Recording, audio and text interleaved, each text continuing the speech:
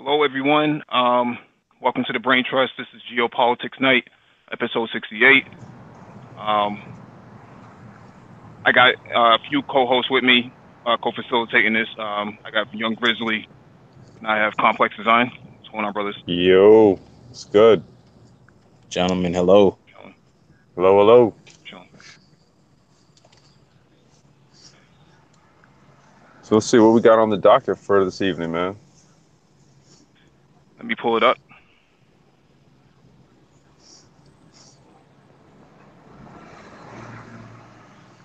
By the way, how's the weather getting in all of our various locales? Hot and humid down It's here in getting South low. Florida. Yeah, Mhm. what's going on in Boston? It's off and on, man. It's going to be hot tomorrow. Okay. Yeah, we're starting to mellow out a little bit here, so yeah, fall's upon us.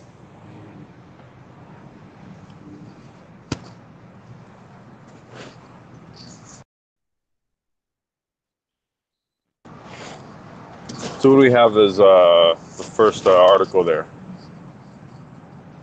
You can mute yourself for a second. Okay.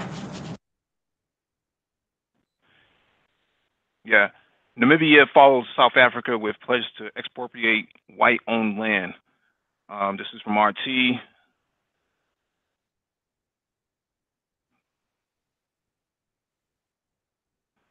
Namibian President Gingab has called for a change to the constitution to allow government to expropriate land from white citizens and redistribute it to the majority of the black population. I'm not going to read the whole article. I'm just going to read a few paragraphs. Okay. Many Namibians were driven off their productive land. Gingab said during his opening speech at a national land policy conference in the capital, Windhoek. According to him, the willing buyer, willing seller principle has not delivered results. Under the practice, the landowner must first offer the government an option to buy the farmland. The government can then buy the land and redistribute it.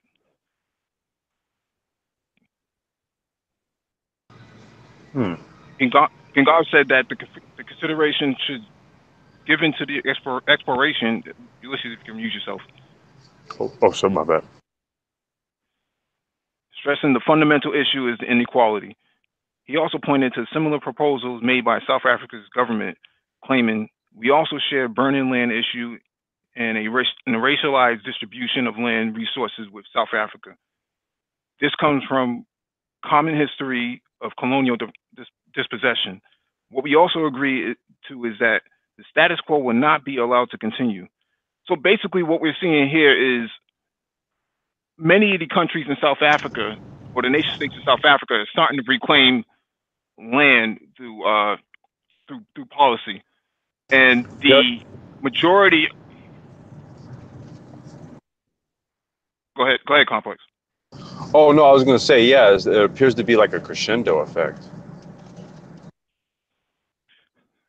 Right, the majority of nation states have a high poverty rate amongst darker skinned Africans in comparison to their white counterparts who are European, who have been sitting on his land for decades, if not centuries, maybe going back to the 16th and 17th century. Keep in mind that the Europeans are not indigenous to Africa, so a lot of the land has been stolen illegally from the indigenous people. So Namibia joins South Africa, Zimbabwe, Angola as well, who has put in for land reclamations. And I think most of your sub-Saharan African countries have pretty much taken a step forward in getting back a lot of this valuable land, not just for farming, but for actual living. A lot of South Africans live in these shanty towns where they can't actually have access to clean resources such as water and electricity for energy purposes, as well as the pollution aspect from living on land that has no sort of sewer system in place, where people are just going to the to outhouses. Since 2018, this is what's going on right now. Yeah, it's Right. interesting. Oh, I'm sorry. Go ahead, Grizz. Go ahead. No, you go ahead. Go ahead. I was just going to say, it's interesting you mentioned the disparity. How when you get into like the rural areas outside of where development took place, which was largely to the benefit of colonial Europeans, a lot of the side effects, the pollution, the poverty, and all of that, to even the health, the public health aspects of it, was largely, the brunt of that was largely borne by the darker skinned indigenous folks there. So there is a level of reparation, if you will, that has to be met or has to be had with regards to that. You can't have development to the disadvantage of someone else, and then just expect them to have to just deal with it throughout perpetuity. And no, at some point, there's going to be some profits that were gained, some sort of benefits, some sort of advantages, or something that were gained as the result of the exploitation. And because of that, those profits, those advantages, those benefits, whatever the hell they were, some of that has to come back to repair what was broken. Yeah, and especially as you said, not to the what's it called, the detriment, or you're doing this to the majority of the population, which is the kind of the crazy part. And now the majority of the population is getting wise in a sense, and that's due to the spread of like education and you're seeing this like it's due to the fact that now these masses are becoming educated of Western civilization and their ways, whether it's people in Angola, Nigeria, other countries, um, Ghana, and even further, like all throughout the what's it called, African diaspora, the Black diaspora. But everyone's starting to wise up. They're starting to catch up, and now that they're starting to catch up, these seemingly big obstacles that they thought they couldn't get past. Now they see that it's like Wizard of Oz. You see the man behind the curtain. Mm-hmm. Like you had this big show, but now it's like, no, I can see through this, and I want to go ahead and start to kind of beat you at your own game. And the crazy part is it's happening right in their parliaments, in their leadership roles. They're taking over, and it's not so much by force. Now, what I would like to see, and I'll finish up after this, is that the guerrilla troops start to come in and start to enforce these things and actually not be a group that is power hungry going for power grabs. Because I was watching something about like children in Angola, or Angola was the worst place for children. But a lot of these children are stuck in between the government and the rebel forces in some of these countries. So if it would be great if these rebel forces would stop their greedy power struggle in some cases, and their crazy ideology in some cases, and then start to actually work towards, hey, let's take this land back for our people, and then go from there. Hey, what's going on, Jack? Jump right in if you got something to say. What's going on, What's Lionel? going on? What's going on, y'all? What's going on, brothers? My thoughts on that, it had to maybe take a look at the government, right? And I guess what it shows to me is that the government are they're showing you they're for the people, right?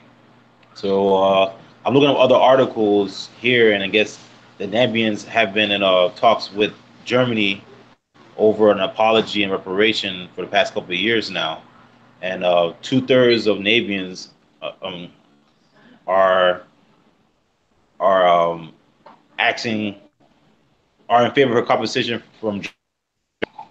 So the question I have is, what do you think the benefits of this is going to be, but also what do you think the problem? Because to me, I think the problem with this is it's going to be more a problem for more white nations to step up, because what I've seen in this article talks about they want all the talks to be private about this. They don't want anything open. But I think what the benefits of this is going to be is that a lot of African nations that were colonized are going to, you know, start demanding reparations from their oppressors. So I think this is good. However, I think it might have a lot of blowback, because I think some countries are going to be a little resistant towards this. What do you guys think? What do you guys think about that? I would agree that My there's going opinion to. on this. I'll go and you can go after me. It's only going to be 10 seconds. My opinion on that is that most of these African countries, the government is actually the elected governments are actually predicated on making keeping promises, right? So that, when they campaign, they go out there and they say, well, we're going to get the land back and we're going to do this and we're going to do that, and so people, the people support them. But what happens when you don't follow through is that you can end up with an overthrow. And they don't want that. So now you're seeing more pressure being put on former colonial powers by the elected officials, but somebody's also driving elected officials behind the scenes as well, which could very well be China. China may be saying you need to go out there and go and take back what belongs to you, because we want the land too, right? So they want pieces of African of African farmland as well, so that they can produce agriculture and ship it right back to China, because China needs to feed 1 billion people. But Africa has to feed 1 billion people as well, and there's going to be a power struggle at some point in between these emerging powers. Africa is an emerging power, and China is already a superpower. Right. That brings to mind, though, that they'd rather work with the indigenous populace, not because they might be, or not just because they might be a little bit more favorable, but they might actually get away with it for cheaper, because the indigenous populace might not know, in sense, the colonials, or the white people, the white people might say, hey, listen, we're going to charge, say, $2, but then the indigenous people might sell it for a quarter, in a sense, or sell it for a lot less. So it could be a play in that regard too, not just because, hey, we think it's right, but we think it's just cheaper, and it could be a play on that. I do think it would be a good thing that they would take it back, only because I think, if you're looking at a quote unquote democracy, who are the most people there, or who are the majority? And this is for the majority. Like, you should be working for the majority, in a sense, as a politician. So I think because of that, that makes sense to me, that the populace would actually go for, at least have the access to it. Now, will they do anything with it to the same extent as the entrenched and well-informed, well-educated, and long-time rulers, which are the white colonialists? I don't think so, not right off the bat. But I think that's where government intervention and help could be a good thing. But I could also think that it's a bad thing, because they might get it for the low. Go ahead, Anti-Gravity. I know a little bit about Namibia, but I don't know so much as to what their I guess their plans are in terms of when they kick out the white farmers, so that they don't end up in the position that Zimbabwe did, where they expropriated the land, and in some cases they forced out of the country a lot of the I guess Rhodesians, not Afrikaners, Rhodesians. And so their economy kind of took a tumble after that. And even still to this day, there's a lot of land that's still laying fallow, that isn't, producing as much as it used to. Zambia used to be the breadbasket of Africa. So I'm wondering, in terms of what kind of plans are they Namibians making? Like, for example, are they asking for, African Americans or, African Caribbeans or, black people from Canada or Europe who have agriculture skills to come there and either do technology transfers or, give them land to start, producing, or I don't know if you guys know any more about that situation. I would imagine that I mean, right off the bat, that there would probably be some sort of incentive or advantage for Africans of the diaspora to engage.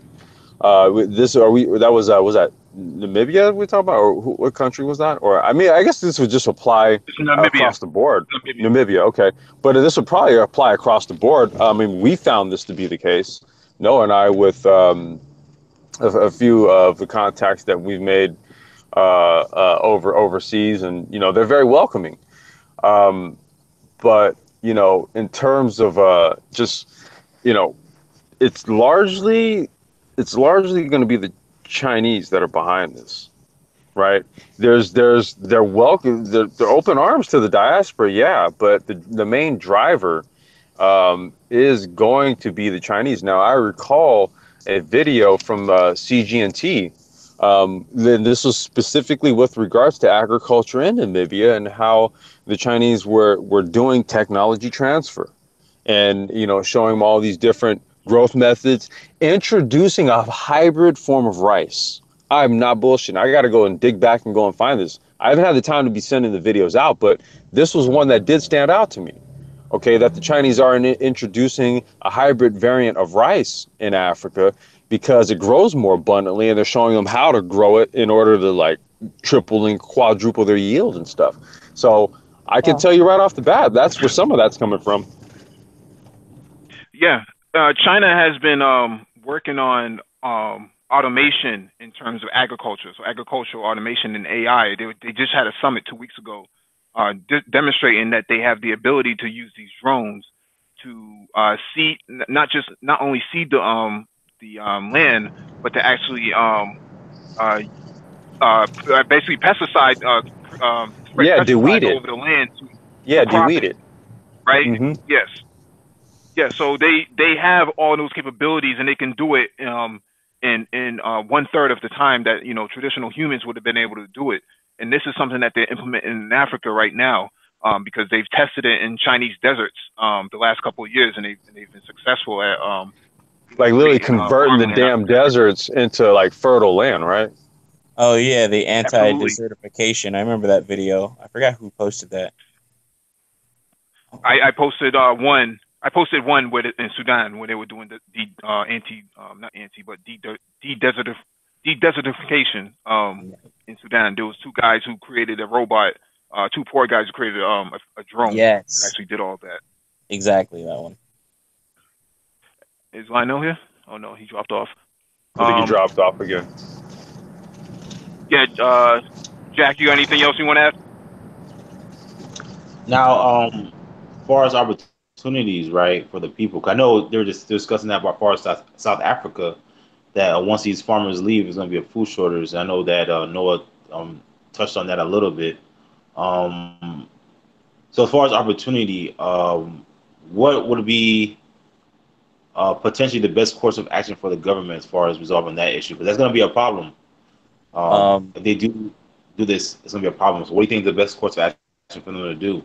I think the government, like right off the bat, and this goes to something you were saying earlier, but the government needs to be procuring advisors immediately.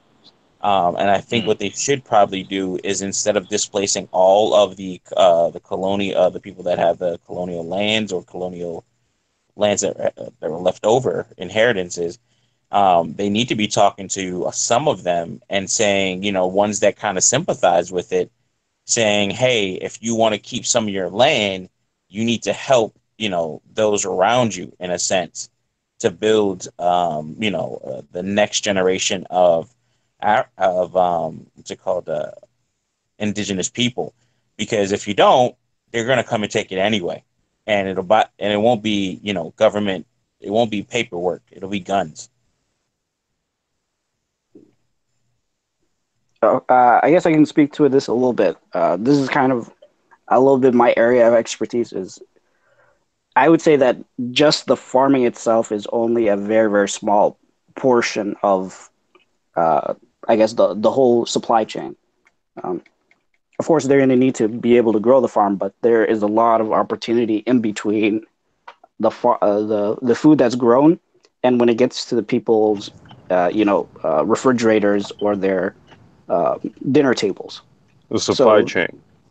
right. So there's going to be a lot of new opportunity because there's a lot of legacy farming methods and I guess ways in which they structure the supply chain. But over in those countries, maybe they don't have to expend as many resources testing out different farming methods.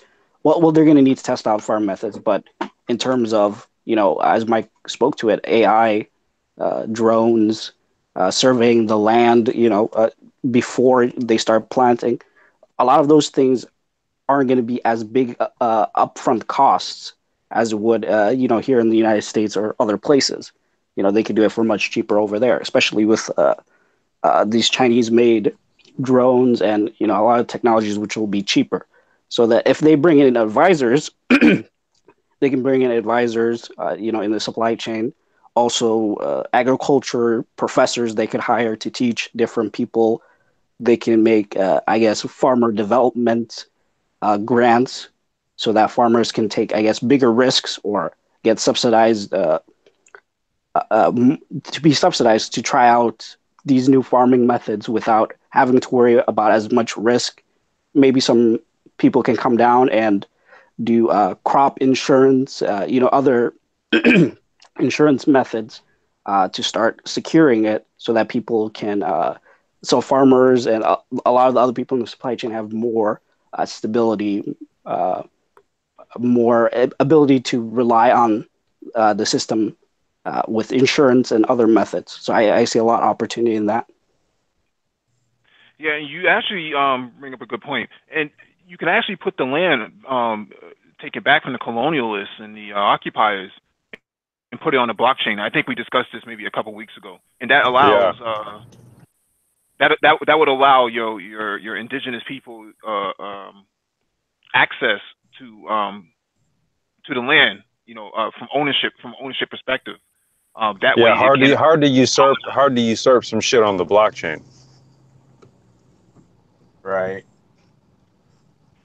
Right, it's immutable. So that would take back power, because land is power itself. Land ownership is power itself. The colonialists understood that when they came into Africa, that they were going to take over. So, and the first thing they were going to actually acquire was the land itself.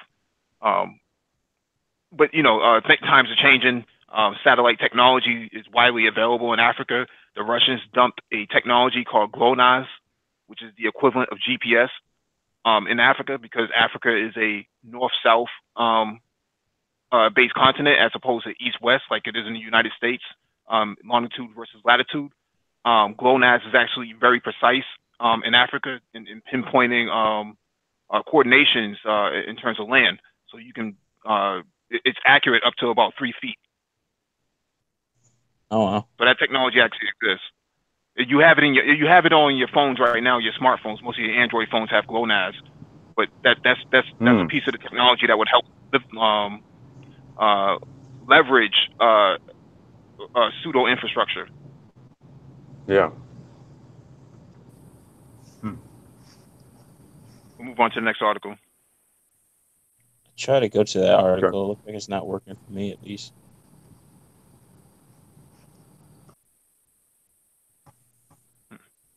If you read it already, you might have to do a synopsis. It might have just been let me see. I'm trying to hide it from the brain trust.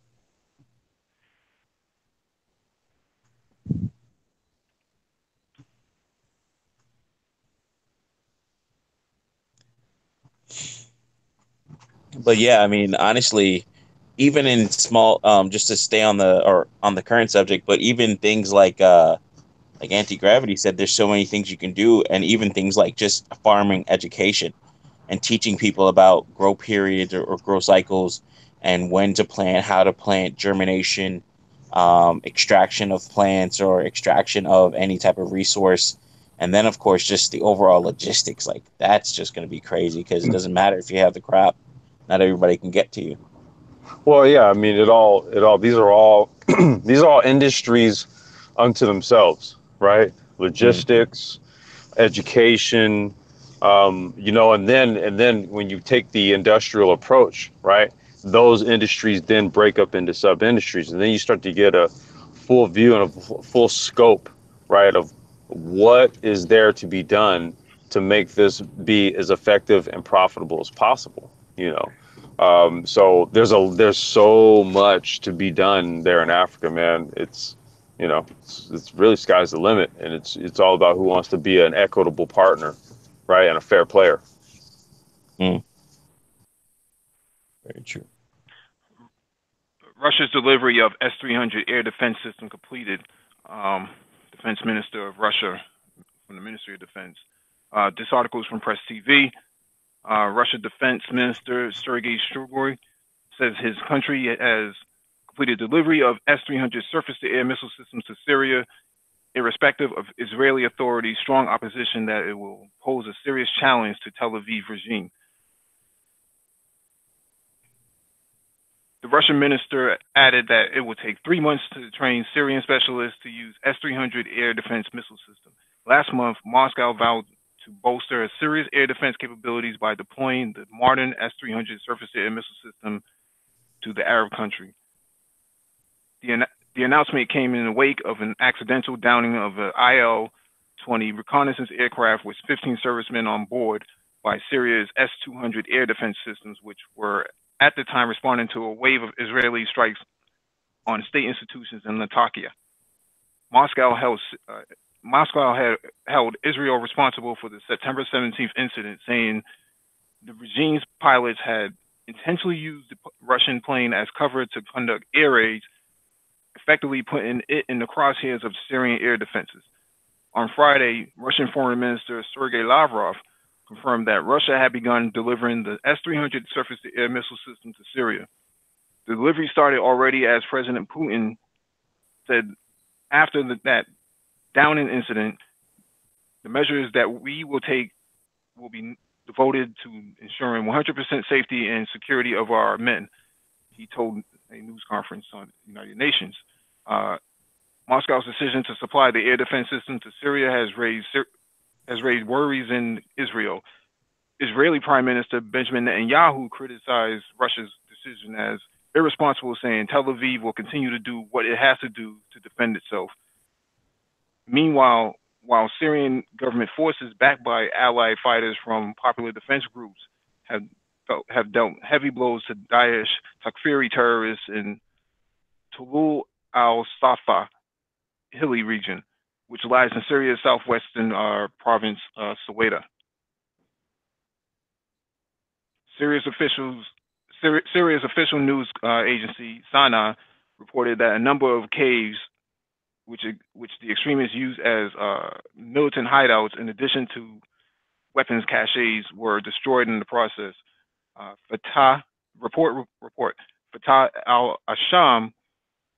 Fatah al-Sham agrees to leave Idlib under pressure from Turkish intelligence service. Additionally, members of foreign-sponsored and Takfiri Jabhat Fatah al-Sham militant group, formerly known as Al-Nusra Front, have reportedly agreed to withdraw from the militarized zone in the northwestern Syrian province of Idlib under pressure from the Turkish intelligence. Basically, what's happening right now is, for those who don't know, Syria's air defense system is a bit antiquated. And what happened was the Russian reconnaissance plane was flying at the time, and Israeli air forces were actually tracking the plane. And they used that plane's flight path to actually deliver a payload of missiles from 4 F-16 fighter jets. When the air defense system was activated, they hid behind the flight path of that plane and then took off because the IL-20, which is a very old and antiquated plane from the 1950s, is a turboprop, as opposed to the F-16, which is a fighter jet with modern electronics and fifth generation or fourth generation. It took off in the same flight path, and then allowed the S-200 missile system to take it down rather than to absorb the impact itself. So what Russia decided to do was to speed up the process of delivering this S-300 missile system that Syria had already paid for in 2011. However, the United Nations and the United States, as well as the European Union and NATO, had vetoed this at the Security Conference back in 2011, which halted the delivery to this the delivery of this product to Syria. So now Russia decided to go ahead anyways and just deliver it to them based on this incident that happened last month. Anybody else have any thoughts on this? You know, I think I had asked you about this, and this is pretty interesting now you come out with this article, because I think we last talked about this a couple of weeks ago, and I was asking you, well, do you think that Israel may have been behind, you know, some sort of hack or something like that, or something that may have caused that downing of that plane, and then, you know, only for Russia to then come out and then, you know, place responsibility on Israel and then speed up the delivery of their own missile defense systems to Syria, you know, to ensure that this type of thing doesn't happen again. If we're giving you these systems, we know software and whatever bugs or non-existent bugs are going to be there. So I was just, you know, this is just an interesting article considering our conversation from a couple weeks ago. Yeah, absolutely. So every S-300 system that is delivered to a client is actually proprietary to the client itself. So just because Russia has one Russia in Syria and Iran has the same missile system doesn't mean that they all have the same configuration. One may be written in Farsi, one may be written in Arabic, and one may be written in Russian. So they're all proprietary to every client. What is triggering to Israel is that those systems are very accurate. They're probably about 80% accurate, 75 to 80% accurate. Now, the S-400 system is 90% accurate. The S-500 system that hasn't been released, won't be released until next year, is about 100% accurate on most of its targets, including a tennis ball. So that's what Israel is going up against now. Before, they were going up against tennis ball hardware. Yeah, they proved that they had shit. Yeah, they pitched the tennis ball up about 1,000 feet or something like that, and the missile was able to knock it out of the sky. What's happening right now is that Israel is biting their nails because Syria used to be an open playground for them to go in there and just bomb it. Unfortunately for Syria, they don't have the finances to actually buy better hardware. So Russia has to supply it with hardware. They ran out of their war budget in Damascus. They ran out of their war budget in 2015. I believe it was about May of 2015 that they ran out of money.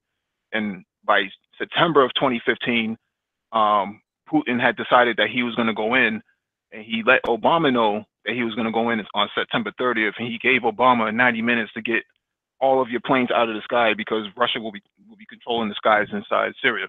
There will be a no-fly zone, basically. So that's why Russia. I do recall that. I recall that. Jack, anti-gravity. Young Grizzly, you can go ahead. Well, I saw some of the videos, a video article regarding that, and I thought I looked on both sides of it regarding like Israel, right? I think what Israel is going to do is it's going to force them to play ball. Okay, they're going to be more careful, because I think what the way they move and what I've seen their actions been over the past years is Israel are like, they're very sneaky, man, how they handle the warfare, right? So I think now it's like, okay, they give them, hey, you want to come to our territory, you know, now something will happen. But knowing Israel, their behavior, they tend to be more like they take a lot of risks. So I think they will try something anyway. Um, Again, now I think on the side of Russia, um, they don't want. I think they don't want a war, but I think that they're ready for it. But I think how it's gonna play out is I think Israel's gonna try something again, um, and then it's gonna be a whole big mess. Do you think Israel will push the limits anyway and try something like this again? Yeah, Mm, I think so too. yeah, yeah. I mean, there's never been an instance where we haven't seen that. And Mm, and Jack, to kind of challenge one of your points, I mean, you are in war. We are in war. This is war. okay. Now to what degree or what extent we're seeing it, I mean, but look, when planes are getting shot out of the sky, missile defense systems are getting delivered, all this type of shit's going on, right? Tariffs, sanctions, all this type of stuff. I don't know. That points to me as a full scale war. Mm. It's just more like I soft. Go. I'm sorry. Go ahead, Gravity. don't know. Good. I'll let you finish. And I'll go after. No, I'm trying to say like it's more like it's not hardcore. It's more soft. Like, Cold War. well, Well, yeah. where I guess you would say that. Yeah. Right. the image of a war is more managed, right? Okay. Like think back to like there were Time Life videos, right, that showed you all of the action that was going on in Vietnam. And what social engineers found that wasn't good for long-term psyche, right, of the populace, right? Because you can burn those images in their minds and they'll never co-sign on the war ever. Mm. Okay? So, you had to switch it up where it's You're breaking up, Ulysses. and we got for no Wait, hold up, Ulysses. You're top breaking up. worlds now. Oh, No, we didn't hear you, but I guess if you want to repeat it, you can. Okay, I'll just say this.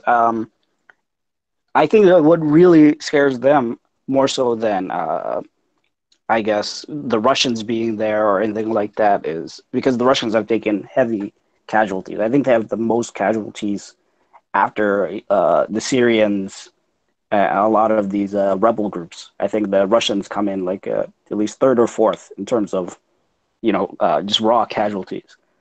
But I think what scares them is this kind of cuts off their air access, if that makes sense, right? So Syria cuts them off in the north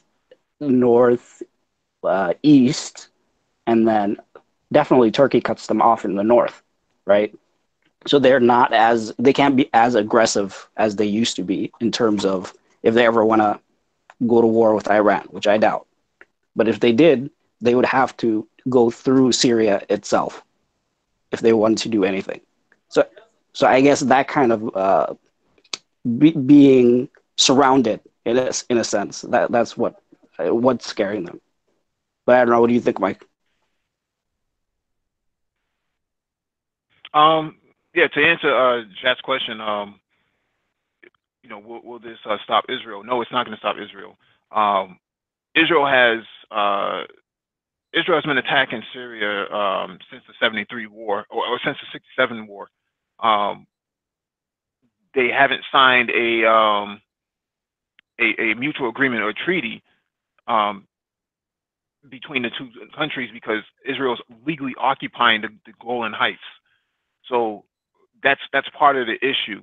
The other issue is that you know Israel they want Israel to pay reparations back to Syria for a lot of the damage that they have caused, the displacement of people from homes and things of that nature. So it, there's really no way to reconciliation between the two parties at this point. So there's going to be ongoing war. Now with Egypt, that was different because Sadat, Anwar Sadat, who was the president of Egypt at the time during the 1973 war, Yom Kippur, um, basically surrendered to Israel in 1979 during the Camp David Accords. However, Syria did not, because Syria and Egypt had both planned a counter strike against Israel, and they were not successful due to the incompetence of the leadership and of Arab leadership at the time. And you still see incompetence in Arab leadership all over the Middle East. But this one was mega. You know, they had this perfect opportunity to take back the land, as well as resolve some of these issues, because they could have called for a ceasefire and made Israel surrender. However, again, Arab incompetence in war has cost them dearly, and has pushed them all the way out to no end. And Israel has been gobbling up land ever since. And part of the reason for this S-300 system and other military goods is because you fail to come to a political agreement with Israel. Even though that's pretty far fetched, no Arab leader would ever survive a political agreement with Israel. Just you can ask Anwar Sadat in 1979 when he was assassinated in 1981 by a rogue Arab terrorist. Right. Also on the other side, as well, I think during that time was the only time for a two-state solution that it would ever have worked. But on Anwar Sadat's side, he was assassinated, and then on the Israeli side, I forget what his name is. I think it was Benjamin something. Yes, but was it? He was assassinated as well. Yeah. So there's too entrenched now for anything to happen. But you're right when you said incompetence. It was 6 countries versus Israel, and they still lost. Right, but in the terms of Yom Kippur, that war was 1973. It was only between Egypt and Syria going at Israel at the time, and they had the advantage and they had the numbers. They just had incompetence at the time. They could have kept their tanks inside the Golan Heights and left it at that, but they tried to go all the way into Israel and they failed. Those Israeli tanks pretty much destroyed those T-55s that they had at the time, as well as these ATGMs, anti-tank guided missiles. Those that in the incompetence of the military itself, a lot of them weren't ready for war. A lot of them were just young conscripts who signed up to go back and take back the land, and that was a failure and cost both of the countries a lot of manpower. So it's one of those things. You need this S-300 air defense system for that very reason, that you failed to do things in the past that you should have done prior.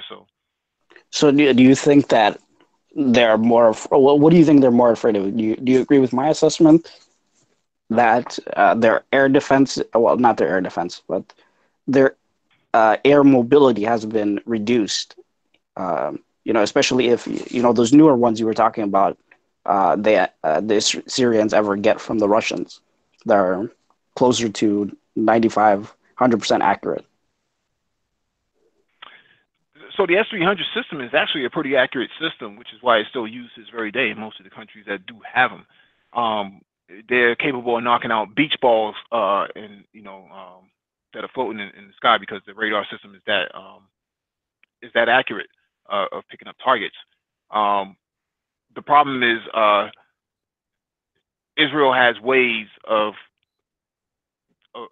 overpowering, an air defense system. If Israel has something like 80 to 100 fighter jets, if they wanted to, they could just go in there with about 50 fighter jets, about 8 missiles apiece, 8 guided missiles apiece, and basically overwhelm the system, because the air defense system can only track so many targets at a time.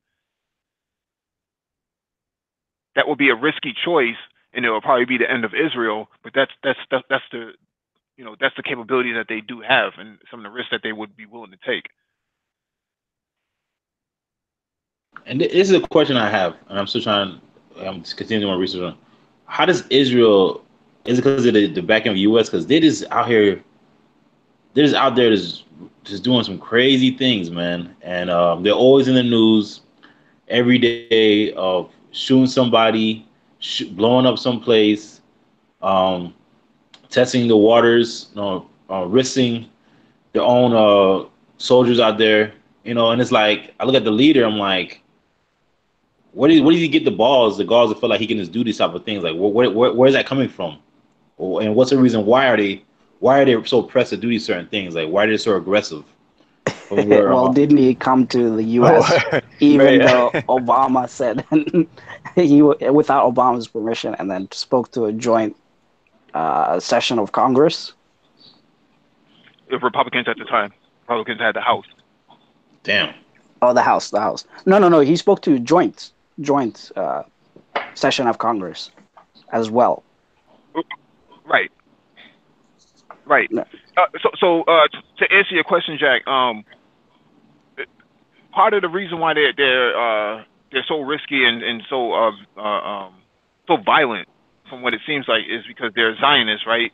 They have this sort of ideology that believes that they have a right to this land, based on some outdated scriptures in the Bible, Mm. that their ancestors own that land. So part of the reason is that they can't survive unless they take out all of their surrounding neighbors. Only then can they get some form of stability.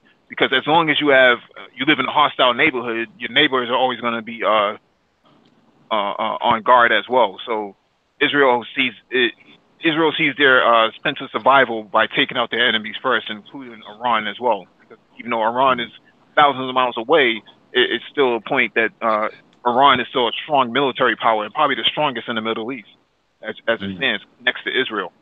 I wouldn't put Saudi Arabia or Jordan in the same basket because they're pretty incompetent themselves. We know that Saudi Arabia Yeah. doesn't even allow its members, its citizens, to actually fly the fighter jets for them, for the nation, because the monarchy is afraid that if the people get inside these jets, they'll probably bomb the palaces inside Mecca and Medina, Well, damn. and that's what they worry about. So American fighter pilots are actually flying Saudi jets. flying Saudi jets right now. So Wow. to bring it back around, Israel is hostile towards everybody because it has to be. Right, and I Yeah, think I was going to under. say just Go ahead. go ahead, Noah. No, I'll go after you. It's all good. Okay, I was just going to say, for someone like in Israel, who their power lies in their control of a large portion of the global financial system. Okay, so if you don't really have like a large expanse of land, then that means that your holdings are largely done in a venue where they move around. Okay, and that can largely change. So what you're going to have to do is, in order to maintain control of things and to try to acquire that expanse of land, to which you could then sort of seat more of those financial assets into that land, you have to, what Mike said, be aggressive. And the pervading thought on the Israeli side, in my view anyway, is that, if you eliminate your enemies or any potential enemies first, then it'll be easier to roll out your plans and do whatever it is you need to do afterwards, versus you try to go and do or set forth what you're trying to do, and then you're going to try to fight your enemies off as you encounter them in the process. So, kind of a point of view, or a philosophical point of view. Understood. Right. I think I don't know. I look at like World War III, and I think they're gonna cause that, man. This is what the damage they're doing. They're gonna cause it. And it's like, We're in it. We're in it. yeah, we're Well, in it right now. well, to speak to that Interesting. kind of briefly, the Christian right in the U.S. is a strong supporter of Israel, and it's not necessarily because they like the Jews per se. They mistrust, and I'd say in some cases openly hostile towards them, but they feel that uh, Israel will be, or I should say the ascent of Israel will be the coming of the judgment day. So they'll end up doing something catastrophic, and then Jesus will come down. That's essentially, I guess, their Yeah, goal in that's supporting him. yeah. But kind of to speak to what Mike was saying earlier about Zionism, I think you underplayed it. It's more like I won't say white supremacist, but Jewish supremacist ideology that openly advocates for basically genocide, right? Their newspaper called the Israeli Times, which is kind of, I guess, similar in stature to the New York Times in Israel. In regards to when they were talking about I believe it was the second Intifada or the third Intifada, they said that, oh, it's another time to, I guess, thin the herd, right? And so they had rabbis coming out saying, was that? Mow the grass. Every few Yeah, years mow they the mow the grass. grass. Yeah, that's what they said. Also, and they said that using, one of the rabbis, prominent rabbis there was saying that it's, how did he put it? Basically something to the effect that it's holy and right for them to murder every Arab that they come across. So that's basically what they're dealing with. And the reason they're so bold is because they have so much control here in the U.S. I think during, I believe it was Hurricane Harvey, people were told that they couldn't sign their insurance policies without, signing off or agreeing to that they would never support the BDS movement, right? This is like, unconstitutional. But yeah, they would never, protest Israel. So that's how much clout that they have, here in the U.S. That's ridiculous, Right man. in South Carolina. Right in South Carolina is the first state to make it illegal for anybody to boycott, divest, or sanction Israel in the United States. That's This is crazy. recent. So you're not even allowed to protest against Israel for what they're doing, as well as keep in mind that the former governor of South Carolina is now the ambassador to the United Nations under Trump. Mhm. Yeah, Nikki Haley. Exactly. So you see people who are not even Jewish who are lining themselves up with Zionism. Joe Biden was seen at a press conference or some kind of gala, and he was on camera saying, "We're all a little Zionist." Ha ha ha ha ha. With his Jared Taylor laugh. He basically is saying that we're all in bed with these guys. So despite what you think and despite what you're trying to do, we're aligned with them, regardless of what your attempts are. Right, but I think it's kind of a failed strategy because they've put basically all their eggs in the American basket, right?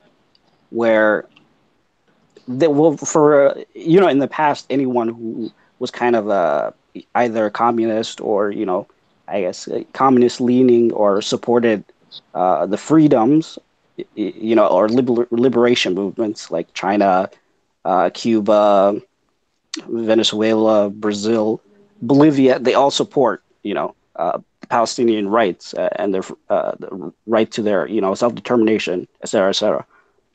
But slowly, all of the other countries around the world are starting to, turn against Israel, right? So I think this was during when Nikki Haley was, UN ambassador. Um, I think there was something like 20 countries, all of them basically small island countries with no real geopolitical power that voted with the United States and Israel on. Do you remember what this resolution was?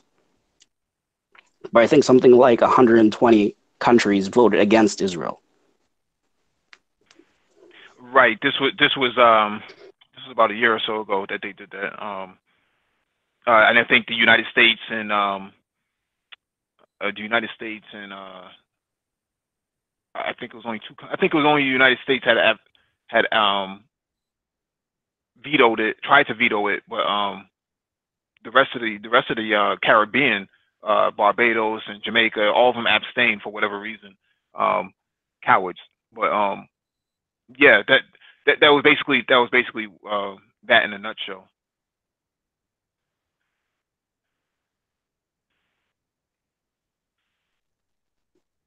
Okay, we can move on to the next article whenever you're ready. All right. So this one is from RT. America's next top villain is China lined up to replace Russia as the U.S. default enemy.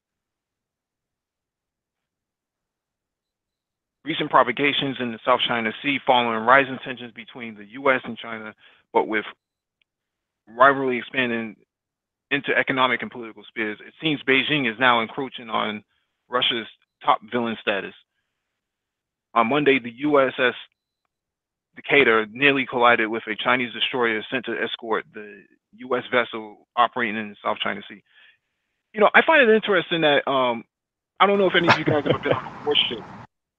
I don't know if you guys ever been on a warship or anything like that, or been close to one. These things are massive. You know, they're not like, you know, little rubber boats. How do you have all these damn? Yeah, I was gonna say, how do you have all these close calls like this? Yeah, yeah. It's not easy to you know. Oh, I'm sorry. Excuse me. I stepped on your shoe. It's not nothing like that. You know, you have a warship passing right next to you. You can see that thing from a mile away. But naval maneuvers in the disputed waterway are just one element of the high-stakes rivalry between Washington and Beijing. On the economic front, the Trump administration has slapped tariffs on $260 billion worth of Chinese goods and is now threatened to target practically all of Chinese exports to the U.S. Amid the open economic warfare and military provocations in South China Sea, last week Trump levied fresh accusations of political meddling against Beijing. Speaking before the United Nations Security Council, the U.S. leader claimed that China was attempting to interfere in our upcoming 2018 election, adding that his administration was being targeted because he was the first president to ever challenge China on trade. And Trump isn't the only one in his administration pointing the finger at Beijing for sneaky, formerly exclusively Russian antics. The president's director of national intelligence, Dan Coates, said in a speech in September that China was targeting state and local governments and officials. I just want to stop here for a second. They're not that far off, and in my line of business, you do see that coming out of Southeast Asia, that they do tend to target high valued assets, which is called HVA or HVT, high value targets. So they are right in the sense that this does happen. So it's not really fluff so much, although it's over exaggerated in this article. With economic and political military tension between the two nations at an all-time high, and even accusations of meddling being hurled at Beijing, and not the time-honored villain, Russia, has China emerged as America's new terrifying arch nemesis. Washington's preoccupation with Beijing took a more aggressive form in January when the Pentagon unveiled a new national defense strategy which labeled China and Russia as two largest threats to U.S. interests. The new designation signaled a profound shift in U.S. defense policy, which for more than a decade had focused countering terrorism. But if Washington had to choose one of the arch nemesis, it appears that it would be China. The CIA director, Mike Pompeo, said that, excuse me, guys.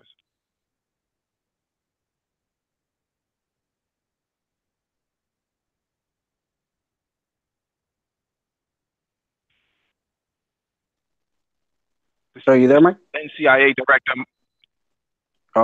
Director Mike Pompeo said in July 2017 that Beijing possesses the largest threat to U.S. power, noting that the Chinese see themselves as a rival superpower and on a mission to reduce the relative power of the United States vis-a-vis their own country. Brian Becker, the national coordinator of the Anti-War Coalition Act Now to Stop War and End Racism, Answer, told RT that the policy of refocusing U.S. power to contain Chinese economic ambitions has broad bipartisan support and can actually be traced back to the Obama administration as its Asia pivot. I don't want to read the total article because it's pretty long, but basically what's happening right now is Washington needs a new enemy. Russia's not enough, and China is an emerging power with all the wealth that they're accumulating by doing business with the United States. Um, for what it stands, they wouldn't be that far off. You know, Trump has always been a big um, advocate of aggression against China, right? This idea that the Chinese are stealing things, and those damn Chinese, they're manipulating the currency, and they're doing all these things economically to the United States, and they steal our technology and this and that, right? So a lot of the aggression towards China right now is coming from Trump himself, and not so much from Washington. But Washington also needs another enemy other than Russia. And what you're seeing right now is Russia going for a twofer, basically trying to go for the jugular by saying we got sanctions on Russia, we contain them with NATO in the east of Europe, but in China we also need to have a policy that actually contains China as well. The only problem is China doesn't want to be contained by you, and they have no interest in backing down in their own sea. It's called the South China Sea. It's not called the United States Sea. It's not called the White Man's Sea or the European Sea. It's called the South China Sea for a reason. Go ahead, Lewis. You know, I was going to say, Mike, it's just a question, and it's not even like a challenging anything you're saying. I mean, but I guess my question is, why do you need something more than Russia in terms of an enemy? I don't understand why it is that Russia couldn't be a big enough enemy as they are as a nation, in the view of say like the Hawks here in the U.S. Because President Trump is buddy with them now, so it and the whole Republican Party has switched from being just like in the Obama administration. Imagine if Obama went to, I don't know, Helsinki and said, "Oh, Russia didn't hack us. That's fine." I mean, I believe him. He gave a strong denial, right? However Trump said it. The Republicans would have blown a gasket, but now they can't say anything because Trump's friends with Putin. So Trump himself has largely sort of marginalized Russia as a geopolitical foe. No, I would say Obama did that, but Trump actually wants to marginalize China, which is impossible. It's like pushing a cart uphill. You do so much business with China that it would actually hurt you in the long run to cut them off. Because where is your alternative source supply chain coming from? It's not coming from Europe, and it's not coming from Latin America. It's coming from China. China is manufacturing a lot of your technological goods. They have a lot of your lithium, as well as other other minerals that you need to actually put your planes in the sky, and your batteries, and your phones, and other laptops and other goods. If you decide to press the button against China, all they have to do is say, "You have a good night," and we'll cut off all supply that you need. A lot of the glass technology that is used inside these fighter jets are actually coming from China. It's not coming from America. So if Trump wants to play that game, then at least have a backup plan for who you're going to do business with. This would actually be a good opportunity for Trump to pivot to Africa and say, "We're going to offer you X amount of billions of dollars to do business with if push comes to shove and we don't do business with China. We're hoping that we can get you to do business with us," and that would actually bolster Africa as a superpower in at least 10 years, because all of the technology that the United States needs, and I would say the Europeans need as well, is coming out of China, and they don't have an alternative resource. And other than Africa, that hasn't been fully developed yet, would actually be a strong partner. But you shot yourself in the foot when you called Africa a shithole. Yep. On record. Yep. And now they don't want to. Yep. Now they don't want to do business with you. Go ahead, Jack. Go ahead, Jack. All right. So the article, right now, this is what really stuck out to me the most, right? It says, Mike Pompeo said it all. He said China has emerged as a biggest threat to U.S. dominance. It's because China alone, not Russia, has enough comprehensive power backed by a dynamic and sizable economy, the second largest in the world. And then it says, what is one to unpack that one thing that's got to meet out of that was U.S. dominance, right? So it says the biggest threat to U.S. dominance. Now it says here the next line here says, Luing pointed to the comments made by the Chinese billionaire Jack Ma, who said that the trade war between the two rivals could last 20 years, perhaps even after China's economy has overtaken the U.S. as the largest. So what I thought out of that, what's got me out of that was U.S. dominance. And I thought, okay, like U.S. want to hold their dominance, right?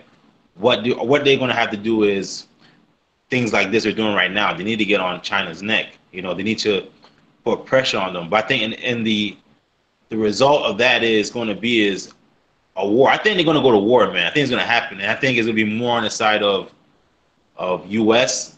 trying to hold on to their full dominance. But again, they're losing power, so it's like all I see in my mind is like they fall into the sunken place, and they're trying to, they're trying to swing to get their way out of it, but it's not going to happen, man, because they're trying to hold on to the U.S. dominance. They're trying to hold on to their world power, but they're losing it. So it's like, let me sucker punch this your friend. Let me sucker punch. Like, you're doing business with China. You're literally eating with them. And then he's like, you're going to bite the hand that, that feeds you. Like, they kind of feeding you, right? While your consumer goods. So it's like, why would you do that? I think Trump is at the head of that. And I think his advisory team and his head strategists are like not advising him correctly. Or they're kind of like, they should be telling him what he needs to do, but maybe he don't want to listen. And I think it's gonna put U.S. in a downward spiral, man. After all this. Well, Jack, one thought to always kind of carry when doing these sorts of analysis, right, is that a lot of all of our public companies, all of our companies that are publicly traded and all that stuff, have a shareholder responsibility to turn a profit. Right? So even if that means biting the hand that feeds you, okay, well, you have a fiduciary responsibility, as they call it, to turn a profit. And so it is largely the corporate machine in the United States that turns the wheel of the war machine. Okay. So, it's people, profits, and power. So you think they're trying to cause a war to increase profits, pretty much saying. Because they're going to have to. Well, I mean, what you have to do is, I'm sorry, go ahead, Mike. No, I was just going to say, they want containment. They don't want China expanding any more than what it can do, what it is doing currently, right? China is all over Africa. They're all up in Latin America. They just opened up their newest embassy in Dominican Republic last week. They're not playing games. They're right on U.S.'s border right now.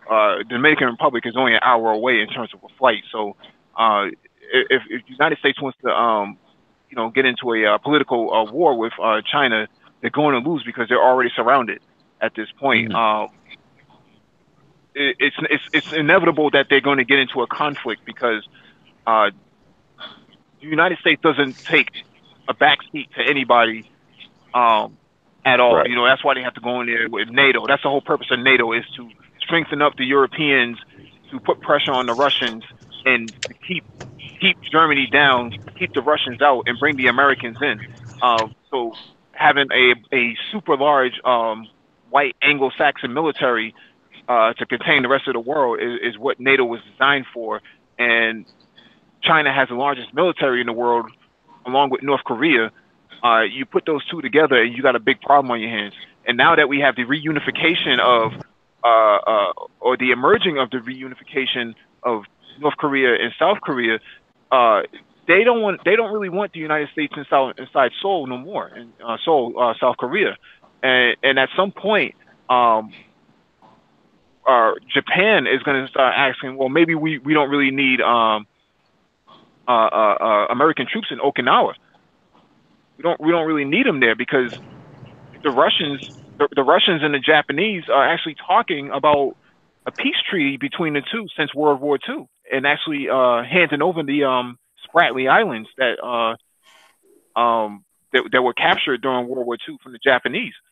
And plus, there's gas and energy on these islands that the Russians would like to share with the Japanese, which would put the Americans at a disadvantage because Japan needs energy and Russia needs allies in order to kick the Americans out of the Pacific. You know, Right. Russia, China, North Korea, South Korea, Japan, Shit. Philippines. What I was going to say, Philippines, what stronger ally to have in the Pacific than Japan? Jeez, Right. you know. And Yeah. I was Also, going to the say just one. Philippines. Go ahead. Go ahead. No, I'm sorry. No, I was just going gonna to say. speak to one last point with Okay. with Jack. Go ahead. I was just going to speak to one last point when he's talking about why the United States why they would get so aggressive, and when Mike said containment. You also have to look at the impact that the Chinese have politically speaking, where they basically zeroed in the tariffs on all the red states that supported Trump. Okay, so you got to look at this from a macro perspective and kind of see it the tit for tat going back and forth, and how the two see like where one is attacking versus where the other is trying to attack as well. So the United States has that position because the Chinese have the ability to do just what they did, targeting the key states that were Trump supporters. So pretty much, they're just taking little jabs right now. They're taking jabs, but do you really honestly think they can contain all the moves that China's making? They can really contain their economy, man. Like once they really get the infrastructure, I'm sorry, bro. Real quick, once Go you get ahead. the infrastructure in Finish the question. China, I'm sorry, once you get the infrastructure in Africa really settled and their plans complete, right, and they're able to tap into them resources, man, like you can't stop them. So it's like, what can America really do? Can it really contain it? Like, is it really feasible that they can do that? I don't know if I've mentioned this before, but I think the U.S. has been asleep at the wheel in regards to China since I want to say 1995. Okay. No, 1999, when they were first making moves to get into the World Trade Organization. Mm-hmm. Yep. It's been too, in terms of cybersecurity, in terms of the economy, in terms of geopolitical moves. The Chinese have been thinking about this, for decades. They've been planning for decades. The Chinese have been in Africa, not recently, but since the 1950s. So it's not like they just showed up there. I think the best person who made the best effort to contain China was actually Barack Obama with the TPP, right?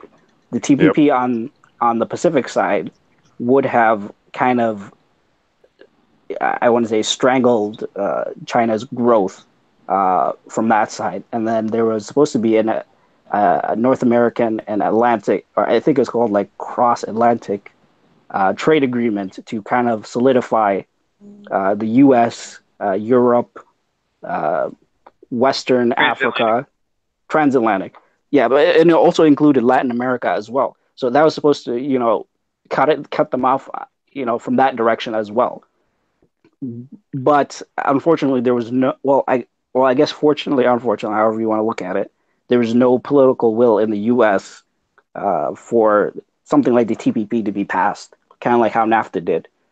So if that would have passed, then in a non-violent way, they could have contained China, because that would have also included not only the 12 countries, but also because China's economy has been growing, the cost of labor has almost doubled, if not tripled, in the last 20 years.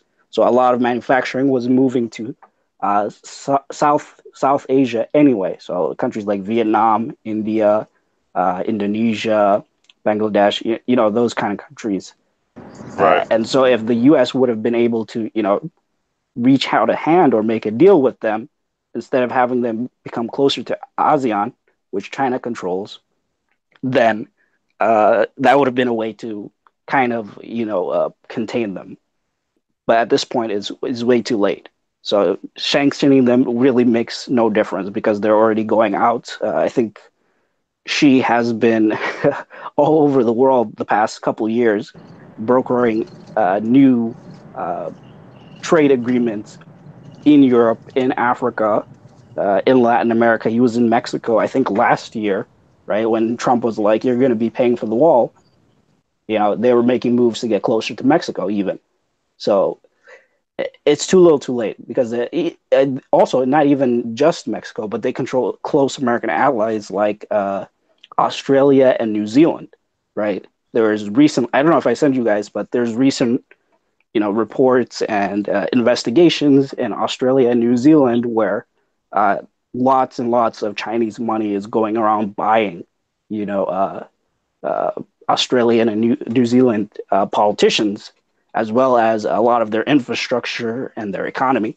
That's why they can't really speak out against the Chinese, even though they're strong military allies of the United States. Uh, and also, they have so much control in Australia at this point that Chinese dissidents in Australia can't even speak out. So I think the ship has sailed a long time ago. Whoa, they can't even they can't speak out in Australia? No, Chinese Damn. dissidents cannot speak out in Australia. Damn. That's how much control they have over the Chinese expat community there. But yeah, that's all I'd say. Hey, what's going on, Lino? What's going on? My mic finally charged. Yo. Yo, what's up, man? Not much. How y'all doing? Chilling, man, chilling. We're just talking about China replacing Russia as the number one threat to U.S. interests. You have any opinion on that? Not off the top of my head, but it does sound interesting. All right, we'll return back to that. We're going to go to our last article.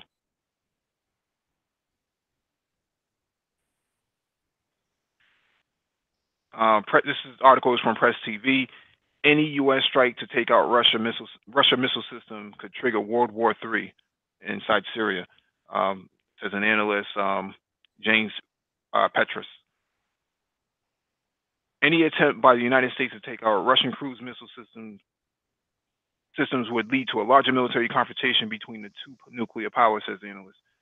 This is a very extreme situation that could lead to World War III. American writer and academic James Petrus told Press TV on Tuesday after Washington's ambassador to NATO warned Russia to halt the development of a banned cruise missile system, or the U.S. would seek to destroy it before it becomes operational. At that point, we would be looking at the capability to take out a Russian missile system that could hit any of our countries. Kay Bailey Hutchison told a news conference in Brussels on Tuesday, Washington claims Moscow is violating a Cold War treaty and developing a ground-launch cruise missile which could empower Russia to launch a nuclear strike on Europe at a short notice, but Russia has repeatedly denied any such violation. The U.S. and Israel have decided that the Russian defense system is subject to attacks, particularly be the Israelis with the U.S. support, Petra said. If Russian missile systems come under attack by Israelis, Russia would retaliate at a minimum by shooting down Israeli planes that intrude into Syria, he pointed out. That could prompt Israel to further retaliate, forcing Russia to bomb Israeli launch pads, he noted. If Russia retaliates against Israeli aggression, the U.S. claimed that it would intervene on behalf of Israel. This would lead to a conflict that involves the U.S. and Russia, and this could lead to a nuclear confrontation that would spread throughout the Middle East. Russia's foreign ministry said in a statement that it would. Russian foreign ministry said in a statement that it viewed Hutchison's statements as dangerous. It seems that people who make such statements do not realize the level of their responsibility and danger of aggressive rhetoric. Foreign Ministry spokeswoman Maria Zakharova said, according to TASS news agency, the accusations over the Russian missile system are likely to further strain relations between Washington and Moscow, which already at a low over Ukraine. the bombing campaign in Syria, and allegations of Russian meddling in U.S. elections. So I just want to summarize this myself. If they take out the S-300 system that was just delivered to, to Syria, when it's completely set up, what that could cause is a ripple effect throughout the Middle East that would be felt to Syria when it's. Thanks, Nagone. What this can do is can send a ripple effect throughout the Middle East. Israel decides to take out those missile systems. Russia retaliates against Israel. The United States comes to the defense of Israel. Iran jumps in behind Syria and Russia. Turkey gets involved to clear out what it considers to be hostile threats in the north, which is the Kurds. Iraq decides to back up Iran, and Lebanon gets involved because of Hezbollah and in their security concerns on the border of Israel and Syria. And you have the Palestinians going nuts inside Gaza and the West Bank. And then you have Jordan that shares a border with the rest of these countries.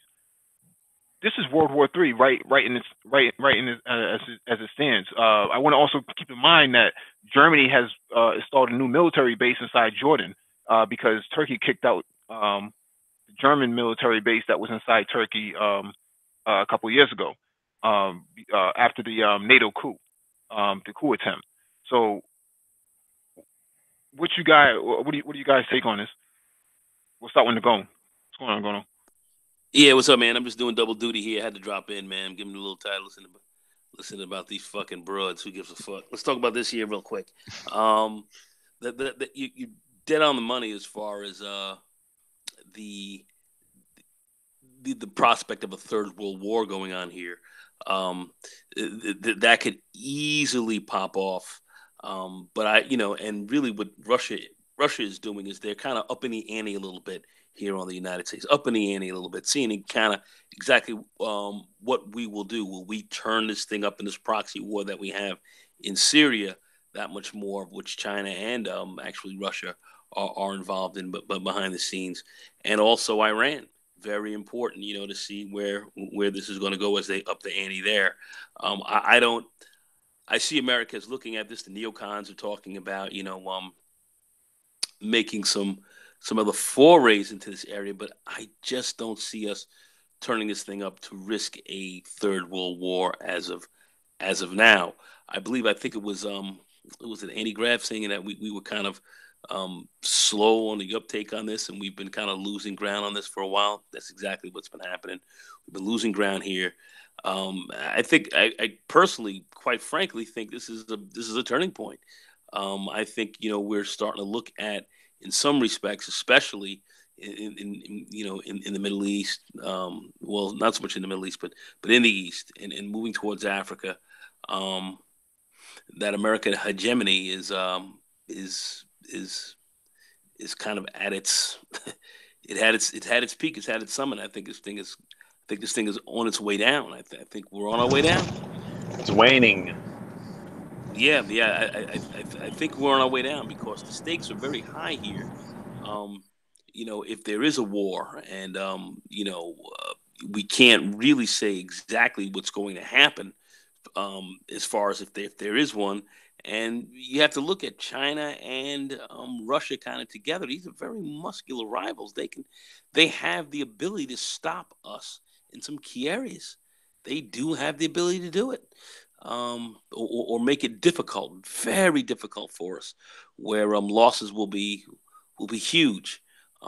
Israel is trying to really push the buttons a little bit, but I got to be very frank with you. I don't think it's going to be that easy if Israel decides to try to make a move in on Iran. I cannot say that this will be a guaranteed hit for Israel. So there are a lot of questions here, man. I think they may have us.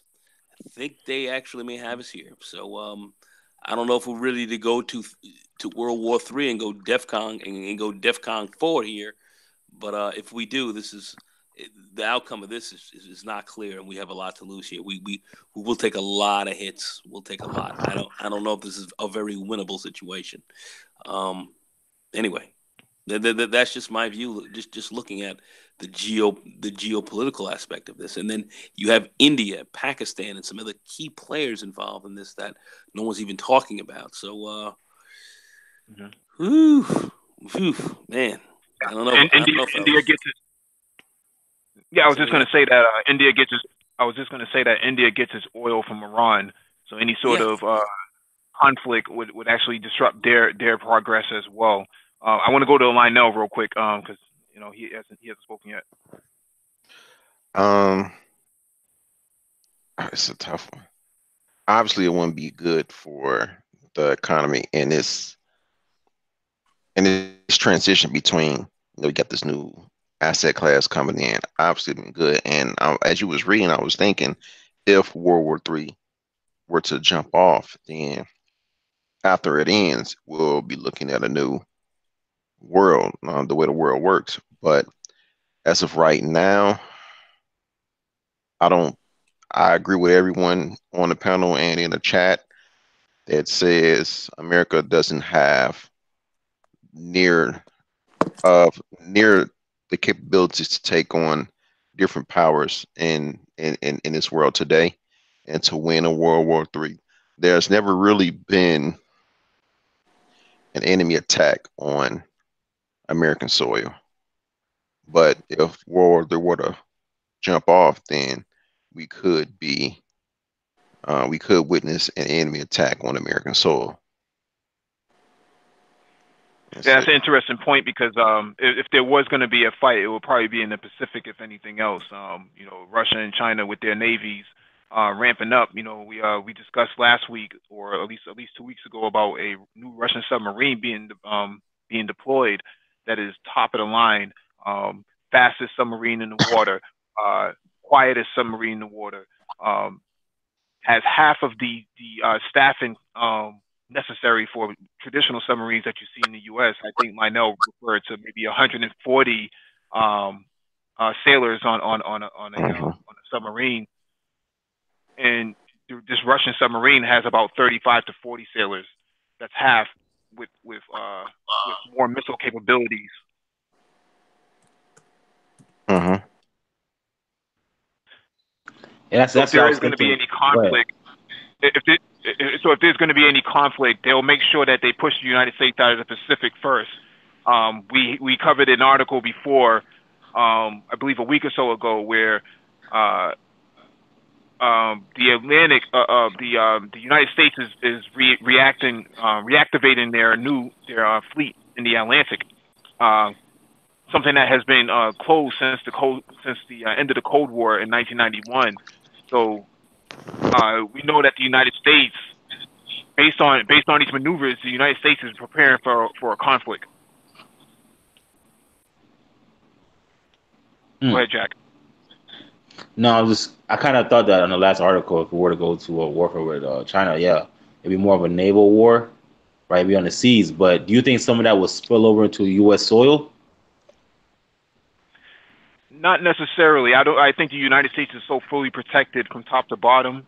From a security standpoint, there would be no real reason to come into the United States. What exactly would a adversary gain from occupying United States territory, right? I mean, they may go after Puerto Rico and occupy that, right? Or they may go after Hawaii and occupy that. But Guam will be a part of that Pacific theater. Go ahead. There's no reason to occupy these areas. The areas that they're going to look to occupy that has the resources that are that are the big resource producers. Where is that? We have to look at where are those areas. Where are they? That's if there's going to be any serious occupation going on. This is where it's got to go. We one of the fuck ups we made was up there in Libya, and we made some key errors there. We should have really kind of dealt with them more from a standpoint as a as kind of a linchpin and a power on the continent, and we took them out, and that actually brought in the the Russians and the Chinese even quicker, even gap their game up even faster. Um, we've made some very key errors, man. I think I definitely think the corner has been turned here. You know, we have to look at where are the new areas of production, where are going to be the new areas of manufacturing really going to be, where are the largest resources going to be, for this new world order, if you will, that's going to change around the United States, and that's not so much going to be Guam and these other areas. It's going to be where we know where we're looking to go. It's going to be certainly in Africa. That's where we're going to To be. to to shine more light onto Jack question, I agree. There's really no real reason to strategically speaking to occupy America because America Yeah. is it is geographical position is surrounded by water. You got Canada to the north, Mexico to the south. So if you physically come on American shores, you will be trapped. What they would do if a World War III jumps off, we've covered in past geopolitical hangouts how Russia either have or are building supersonic missiles and new military capabilities. They would strike major U.S. cities, but I don't foresee them actually coming on shore because they'll be trapped. There's nowhere to Yeah, go. yeah.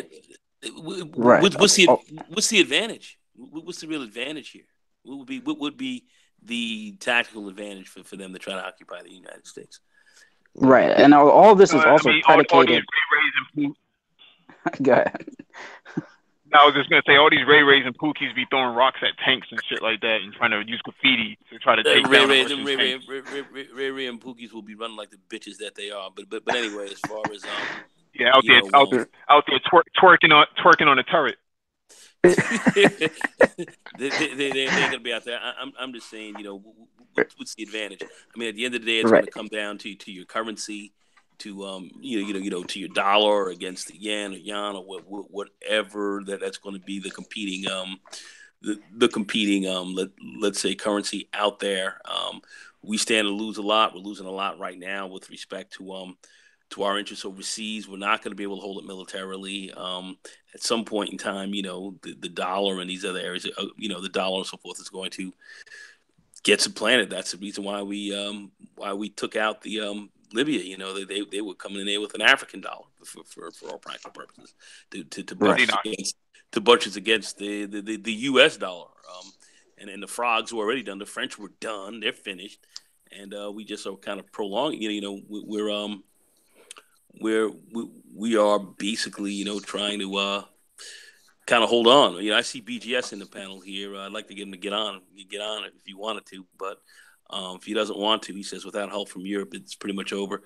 I would tend to agree with that. And Europe is not going to be that much of a help anyway, because Europe really is kind of more dependent on Iran. We're cutting them back, and the Europeans, even though they're trying to buckle and get on the side of the West, they've been doing a lot of business with Iran and so forth. That's hurting them financially to knock them out of the box. So where is their bread going to be buttered now? Well, it was in Africa, but China undercut them there. China undercut them, but look at England. They're trying to get back in there, and they're trying to re-anneal, their old alliances, their old commonwealth that they had, throughout some of the more Africanized nations. So, Europe coming through. Yeah, I mean, Europe can help out, but I don't think Europe's going to have that. I don't think Europe is going to be that great of a power. Europe doesn't have the stomach.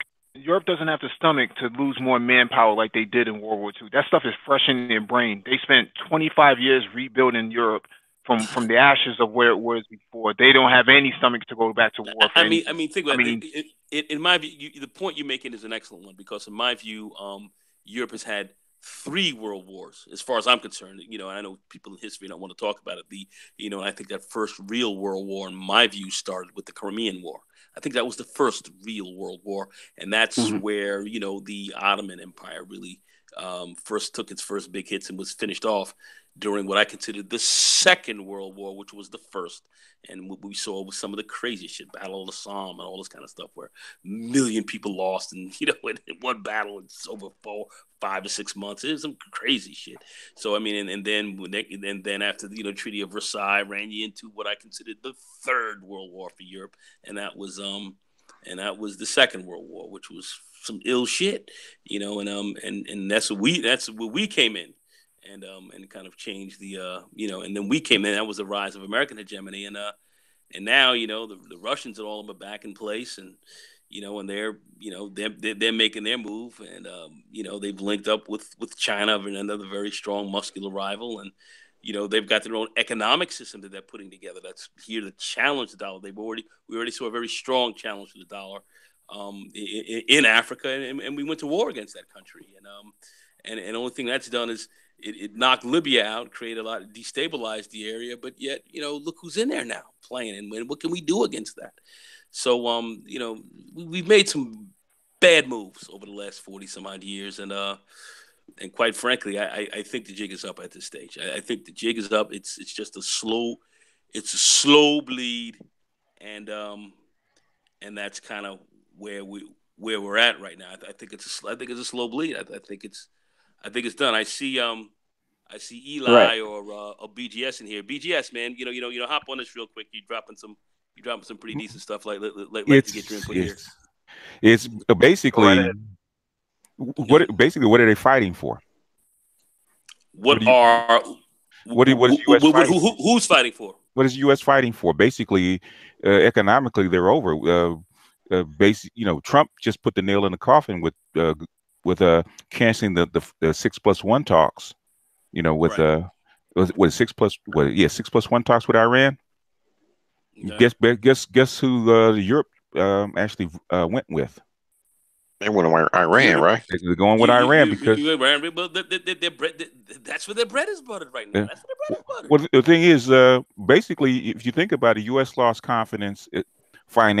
Militarily, they lost confidence in when they went in the Middle East wars.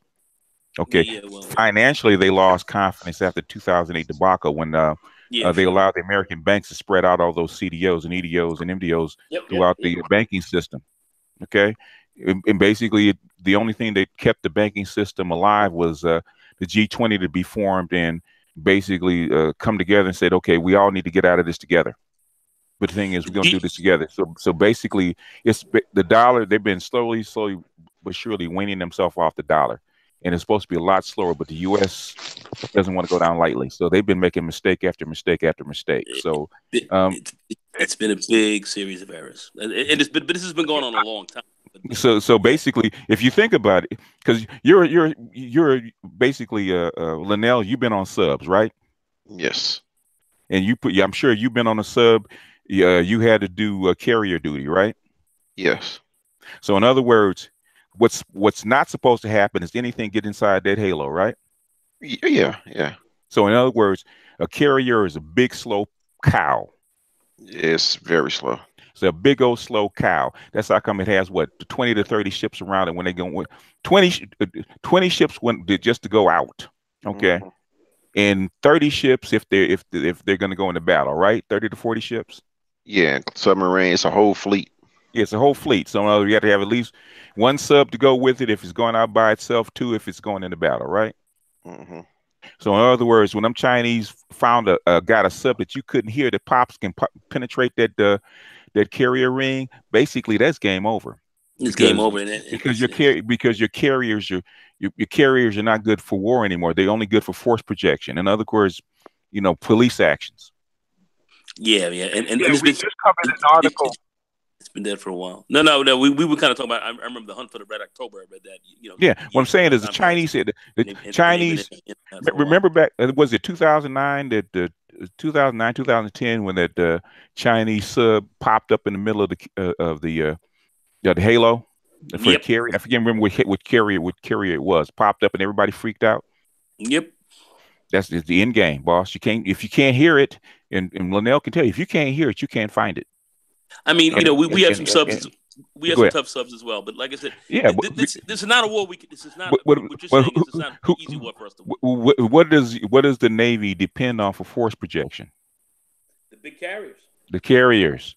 Those are your big boys. Those are your tanks. Those are your big boys. When you need to go into war, especially in theater war, you got two choices: either go on ground. If you're going to do it by plane, if you don't have a landing strip, the carriers are your landing strip. And if they're vulnerable, we talk about what the carrier carries, 60 planes, something like that.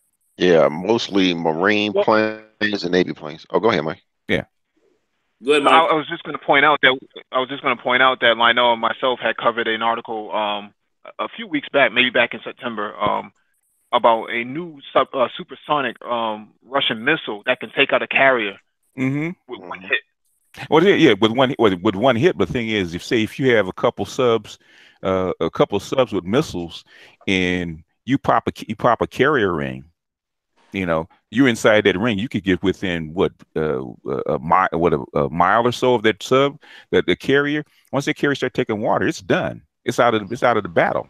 Yeah, well, that's kind of what we were covering. The missile, the cruise missile. I forget the thing's called a Caliber cruise missile. Yeah, can basically be toted from I think 70 kilometers away, which is a far distance in battle. And they don't need to actually use a submarine anymore. They can actually hit you from the air and have this Caliber cruise missile just completely devastate your carrier. Yeah, with one hit.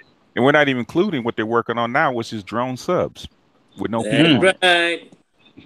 Drone subs and even greater with drone aircraft. I mean, this whole game right now, you're gonna have to play more of an asymmetric type of war in order to play this. But when we start bringing in the nuclear question, that's why Russia was important. Exactly. Well, basically, if you think about it, if China wanted to shift to a war economy, they can produce the ships. They can produce the planes. And they can probably outproduce us because they got more. One thing they don't have is what? A nuclear arsenal. Who has that? Well, they can come up with a nuclear arsenal. China. China has a nuclear arsenal. I'm saying who has the biggest nuclear arsenal? We do. Russia Other than us. Russia does. That's why you needed them. Yeah. So what options? We covered an article maybe a month or so ago about China has deployed 34 warships from their bays in the last 18 months. Yeah. But their aircraft is significant because they've got one of our F-117s. Yeah, that's true. They got that shit. I mean, so they know our stealth technology. But the Navy is okay. A Navy in this modern era is really not necessary for warfare. It's for police action. In other words, you need to you need a blue. What is the whole thing? You can't if you don't have a blue water Navy, you can't police the seas. You can't ensure trade and commerce, which is which is what the United States has been doing for the last 80 years. That's a big reason those islands in the South China Sea is so important, because A, it ensures commerce for China, and B, I don't know of any major Chinese ports along the Chinese mainland coastline. What is it? But the ports, okay, the ports don't matter as far as the islands. The islands is about what is it? 200 miles is your what do they call it? Your domain off the shore. What do they call it? Yeah, that dotted line. Something. That dotted line. See, that extends your dotted line by that's why the United States is contesting it. Okay, they're claiming it as Chinese territory. So basically, if those islands, basically by having those islands and claiming that that's their domains, when you sail a ship through, they can say, guess what? You're too close to the Chinese territory. You're to our Chinese territorial waters, and they send a ship out.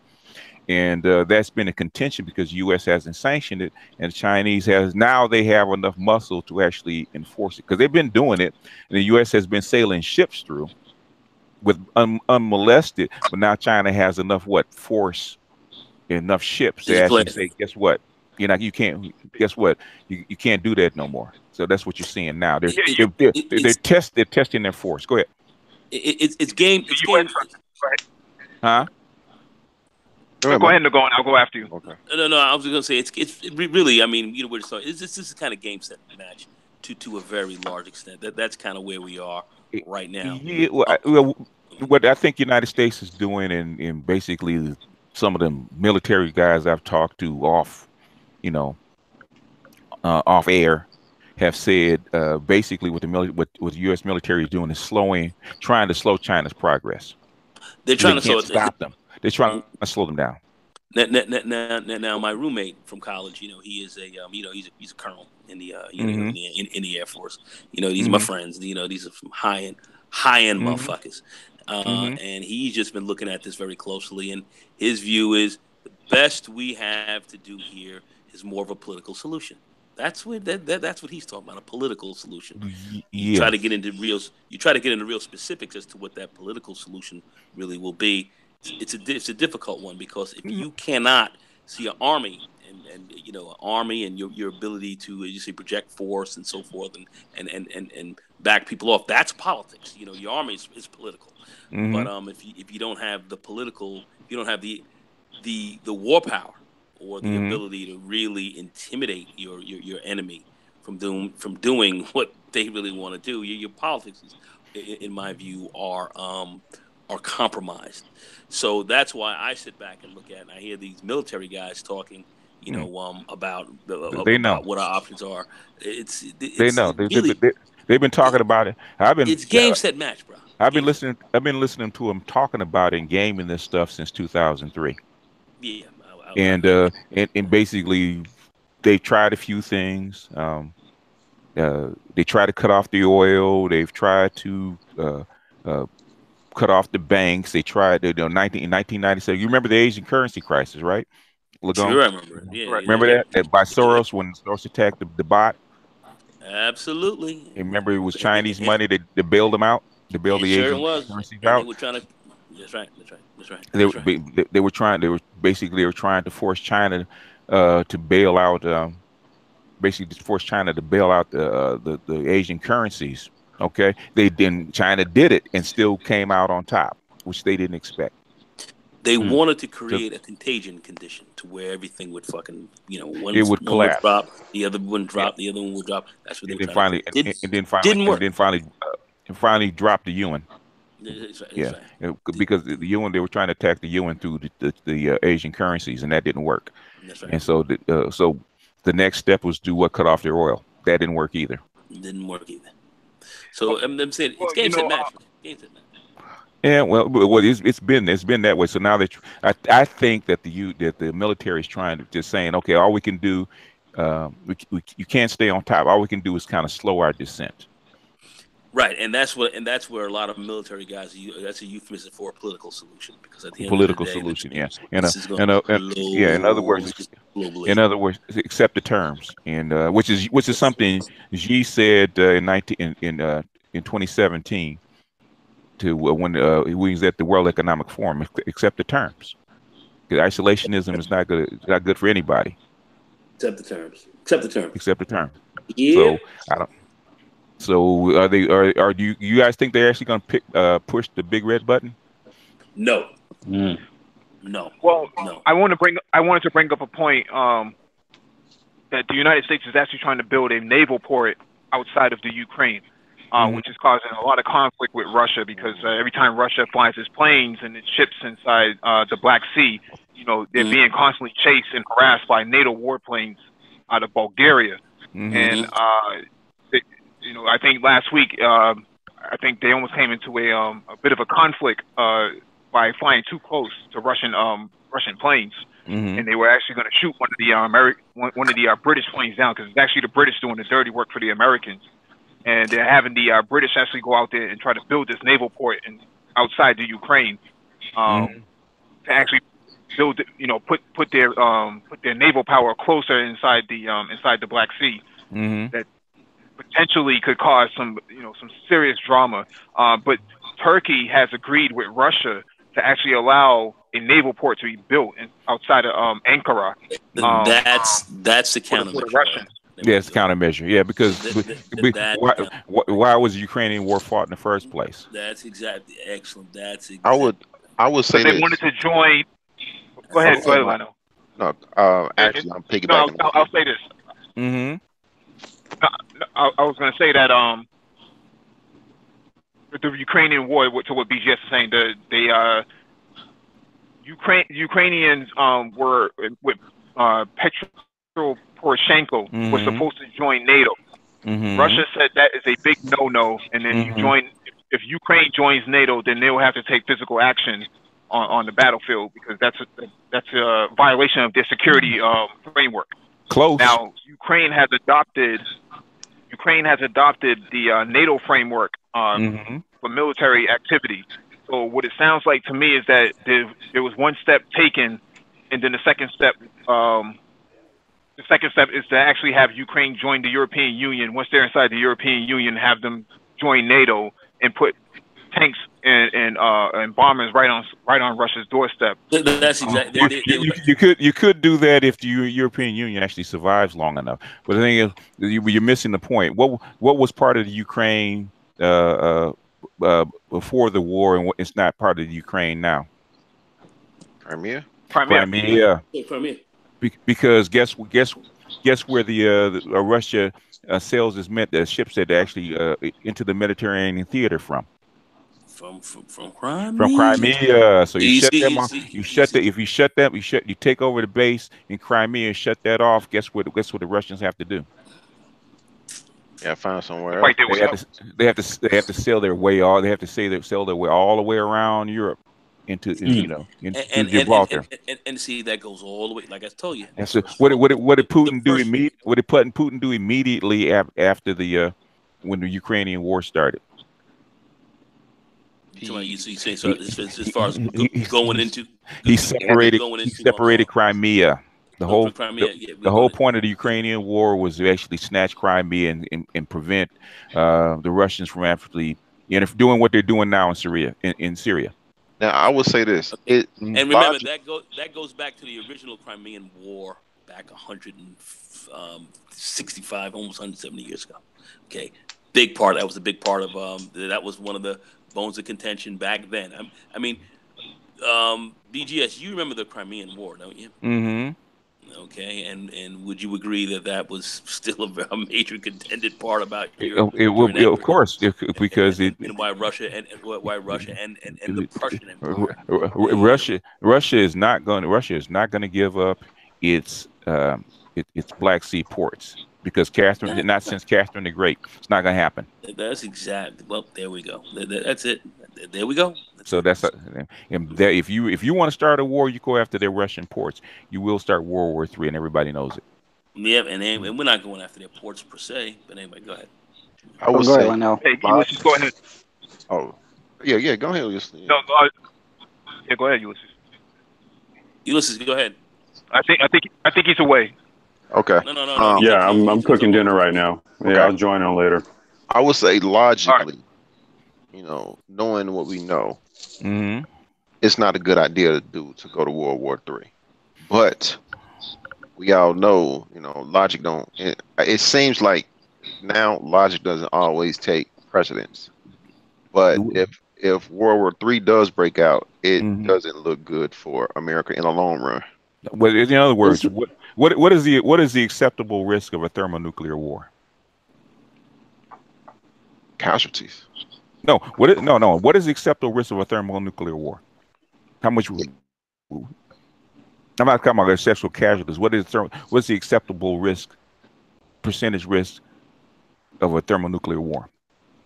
In terms of casualties? No, I'm talking about risk. In other words, is it acceptable to have one? Period. No.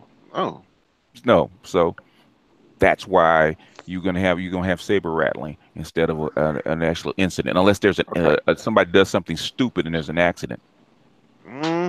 Yeah, I don't see this happening because if any of these bigger countries go out into all-out war, yeah, if the 1960s have taught us anything, is that a losing country will be liable to do anything, even if it's maybe not something that the military is going to support or is logical. It just takes one man. That's it. Like a cat stuck in the corner.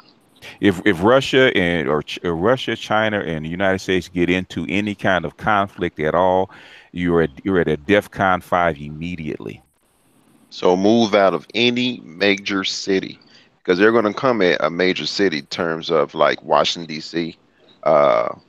Any real major city, they're not going to come to shoot missiles at a suburban or urban or suburban area. Well, I don't know if that would even matter. Well, the thing is, if it's a nuclear war, what is the first thing? You should know this, Linnell. You've been in this. What's the first thing targeted? The capital. The military. Nope. The silos. Oh, yeah. In Kansas City. Yeah, in silos, you always target the silos first, right? So they can't strike back. So they can't strike back. Those are always your first target. And those are in Kansas City, in the middle of the country. Well, they're all over the place. But Colorado, Kansas, Iowa, they're all over the place. Nobody knows exactly where they are, for the most part. But they tend to be not on. Well, I wouldn't say that. Most, I can't even say that. Yeah, I can't even say that either. Yeah, you can't. I don't think it would matter because a lot of these nuclear weapons, they're already probably on dead man triggers since the 1960s. So even if Washington, D.C. was taken out, they would have launched anyway. No, they're still on keys. They're still on keys. No, there's no dead man trigger. Yeah, they have to be. They're on keys. They have to be on keys. They're on keys. They might be on keys, but if Washington is, the leadership is beheaded, those it doesn't matter. Texas sitting in Kansas, they're going to launch. It doesn't matter. Once the order's given, all that stuff is routed through NORAD. Doesn't matter. You could take out Washington D.C. NORAD would just take over. If they suspect that there's going to be a conflict and there's going to be a first strike, then they're going to make sure they get the president out first. Yeah. Even down to your mayors and your governors, all those guys are always moved out first. Yeah. What I wanted to go back to was, if there's time. What I wanted to go back to was I don't think you'll get into a nuclear conflict. It wouldn't be feasible. But what you're going to see is space conflict, because Russia has a new I want to say it's a MiG-55 or MiG-53. It's a new fighter jet that's actually autonomous and is built strictly for taking out satellites. Now the MiG-31 is designed is their first space fighter jet, but the new MiG, if I remember correctly, is designed strictly for going out into space, taking out all your satellites, and then coming back in re-entry. They'll leave you blind. Exactly. Putin put out a statement a couple of months ago saying that we have mapped out all of the satellites for the United States, and we know where each and every one of them are. So, play nicely with us. Yeah, basically, basically it's move and counter move, so that you don't try anything or nobody tries anything stupid. Even down to the couple times that Trump set off cruise missiles. Okay, they didn't hit anything, or for the most part. So even that is in conjunction with the Russians. Basically, we're just we're making a statement, but we're not trying to start a war. It's almost like a mutual destruction type of deal. Well, Elena, you know how it is, man. It's this is, unless they recently changed it, basically you're still on a launch on warning. In other words, the missiles be in the air long before the other missiles hit. Yeah. So in other words, unless they've changed their stance, because I haven't looked at this in a long time. It's a use them or lose them mindset. Well, so I guess my next question to everybody on the panel would be: if there is a global conflict, where does that leave African Americans or black men in particular? A global conflict? We're talking about if it escalates to this point. Correct. You're an American. There's no African American. You're an American, and guess where you live? Leaves you ass out. You leave. You get hit like everybody else. You get hit like everybody. Unless you're off the continent. unless you're off the continent, and then then you have to go into the after effects, which nobody knows about nuclear winter, if that's a real thing, or how radiation spreads, or nobody knows exactly what will happen, because last time they said what 1,000 nuclear warheads is enough to cause nuclear winter. Yep. Somewhere around no, there. it's actually 10. It's actually 10. Was it 10? I heard as low as 1,000. It's 10. Well, 1,000 would wipe us out immediately, but 10, you only need 10. Oh, talking about, we 10. Talking about just 10 or just 10 nuclear warheads. 10. Yeah. These ones are more powerful than. Yeah, they're more powerful, but I never heard it that low. Yeah, we covered that in the video, I think, in one of our hangouts a couple weeks ago. But Russia has a submarine that has 16 that could take out, basically everything. Yeah, because they have what, 20? Was it 16 or is it 20? I mean, on the submarine is 16. Okay. Only you crank out about 10 MIRVs. These multiple reentry vehicles that you're gonna have that just. Well, we count warheads. Oh, we don't count missiles. We count warheads. Okay. Well, yeah. I mean, I'm kind of using that synonymously, but yeah, like, no. I had missed the question. I went to grab something to eat. Go ahead. And I didn't. And I missed the question as far as you would ask the question of BGS. What during a nuclear exchange, what will be saved, or you would I forgot. Oh, they asked what he asked what was going to happen to the African Americans. I said you could take the African out. Okay, when it's a nuclear exchange, where do we live? No, there's a question before, maybe a few minutes ago. Did I ask? Yeah, somebody asked, or you were saying, well, during a nuclear, I said, what is the acceptable risk of a thermal nuclear exchange? That's right. What's the acceptable risk? And what is the acceptable risk? Is there Zero. an acceptable risk? Zero. Is no acceptable risk. Yeah, there is no acceptable risk. At least unless you get somebody that has new math, and I haven't heard it yet. Yeah, I haven't seen that either. So. Hey, Mike, when you said 10, does that mean these nuclear warheads are hitting the ground, or they're being detonated in the atmosphere in terms of wiping out all human life? Nuclear warheads don't typically hit the ground. They actually hit at a certain point. It depends on what. They detonate at a certain point. So they blast about 1,500 feet off the ground. Yeah, it depends on what they're after. So you get that much. The ones that trying to hit the silos will hit the ground because they're after the missiles themselves. Okay. But if you're talking about on a population or a major city, no, it's in the air. It's an air burst. Because you got the destruction, you got the force coming from it. Mm-hmm. The radiation. But how far in the air? Because if it's somewhere like the stratosphere, then that kind of radiation will cloud the whole world. No, it's about a mile. Yeah, it's about a mile. It's about a mile. Okay.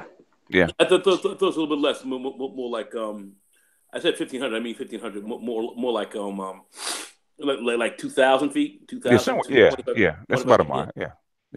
Well, keep in mind that the nuclear weapons that they have today are 20 times stronger than what they were during Hiroshima. Oh yeah. They're nine. Well, actually, more than they're 9 megatons. Yeah, they're 9 megatons. So yeah. They're like Mike, 10,000 times stronger than they were. But hey, Mike, I was eating dinner. What was the question that you asked? If there is a global conflict, where does that leave African Americans? More importantly, Black men, right? So what do we do? Do we organize? Are we politically organized? Are we? What is the alternative for us? I could probably come up with a few things, but we see what's going on now. You see you have to see what you have left.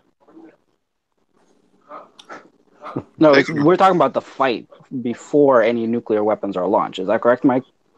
If the nukes are launched, that everything is over. It's done. Yeah, really. So I'm talking about leading up to that, right?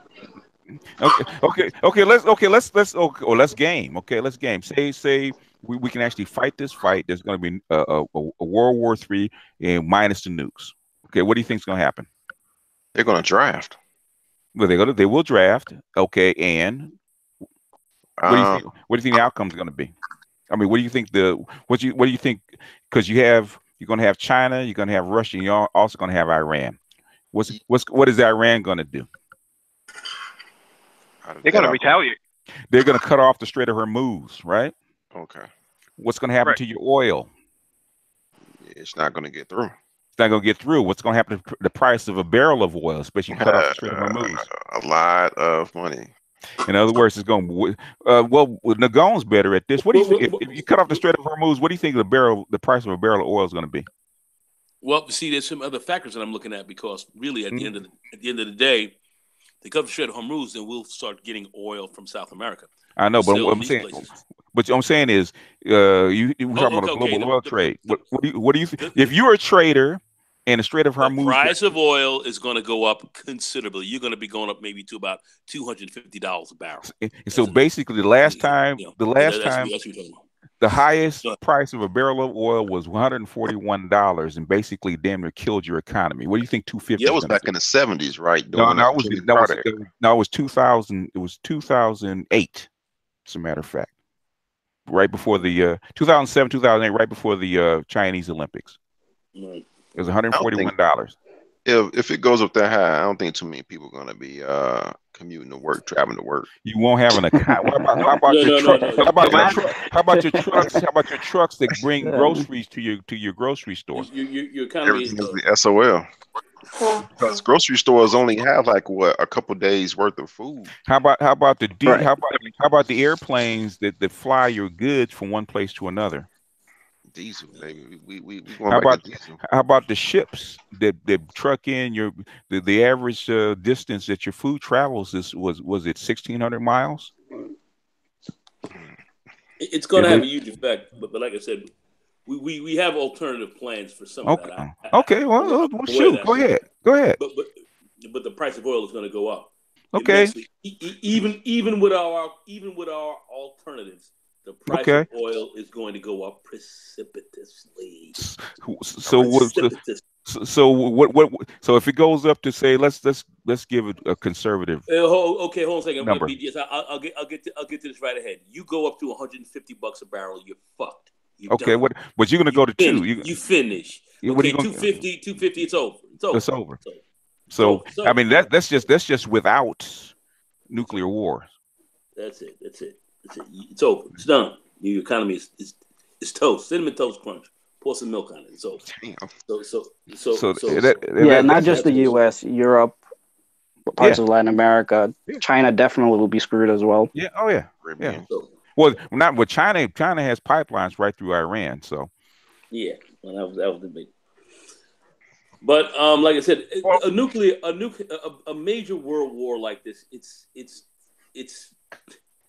not. I mean, and there are plenty of guys in the war colleges and so forth, and who are looking at this and have already done many of these scenarios. Many of them. They've done many of them, and none of them really have come up to be very, very good unless we hit with an extremely fast strike capability. We got to strike first. They tried to do, and I think Colin Powell was one of those people talking about when he knew what they were trying to do as far as the Middle East. And he said you need to get in, you need to do what you need to do, and you need to kind of back out and get out of it. And guess what? They screwed the pooch. That was their one shot, and they screwed up. Yeah. So going into Afghanistan in the first place was suicidal. That's the graveyard of empires. Yeah, but what they would have expected going there. Well, Afghanistan was the excuse. They weren't the target. Yeah. Right. No, but Afghanistan was one of the largest bleeds. Yeah, I'd say even more than Iraq. Yeah, but their target was Iran, because where does China get its oil? Yeah, that was the ultimate target. It was the ultimate target. Yeah, that was. Well, now you're starting to see this week the emergence of this Arab NATO alliance. This sort of Arab security framework that is all pointed, having their guns pointed at Iran, and that the Americans and the Israelis are actually going to push this whole entire agenda to have 8 different countries gang up on Iran. That's not going to happen. That's going to be a bloodbath because most of these. And I'm telling you, who's going to have a real problem with a lot of this? You and BGS would know this. Europe, big problem for Europe, man. Yeah, because big problem for Europe. Because what they do, they would cut off the downstream oil, not downstream oil, the downstream gas going to where? You talking about going into Europe? Going into Europe. Yeah, going into Europe. Right. And go ahead. This Arab security alliance that's supposed to go after Iran could lead to a big bloodbath because Iran doesn't back down at all. We saw their capabilities inside Iraq. We saw their capabilities inside Syria, and we know their capabilities inside Lebanon. That's it, Mike. Yemen too. If you go after Iran, what happens to the Strait of Hormuz? What happens to your oil? The Strait of Hormuz. That's a huge issue right there. Huge. It also hurts Aramco. Because what happens with these missiles, that it also hurts Aramco because Saudi Aramco is an open, is basically defenseless. If Iran decides to launch their new cruise missiles inside to Saudi oil facilities, it's game over for Saudi Arabia. They wouldn't even have to go into Saudi Arabia on the ground troops. It will be a game over. No, that would be easy for them because even the Houthi rebels are getting missiles inside Saudi Arabia, close to Riyadh, the capital. So basically, they're incompetent. And Saudi's getting embarrassed by fucking Yemen. They're getting embarrassed by them because they don't know. They've never had to do this. They've never done this before. Exactly. Very true. Very true. That's an absolute fact. BDS. That's an awesome fact. They haven't done it before, and what they're finding out right now is they're not very good at it. Well, the thing is, because I remember I was watching Rome, right, on HBO's Rome. Yep. And Caesar was having the battle against I forget his name, and it was like the last final battle for Rome, right? And I would never forget his saying. He says, "This is the last battle. We fight or we win. We fight or we die." Okay, I said everybody else has other options. So in other words, in a guerrilla war, you fight or you die because you have no place to go. That's exactly correct. And Sun Tzu, The Art of War, says this: never challenge forces on death ground. Yeah. Why? Because they've got nothing else to lose. They have nothing else to lose. So there, they can actually snatch victory from defeat. If you haven't learned it, if you never learned, army a way out. Don't press the water death ground. In other words, if you haven't, we make these mistakes all the time.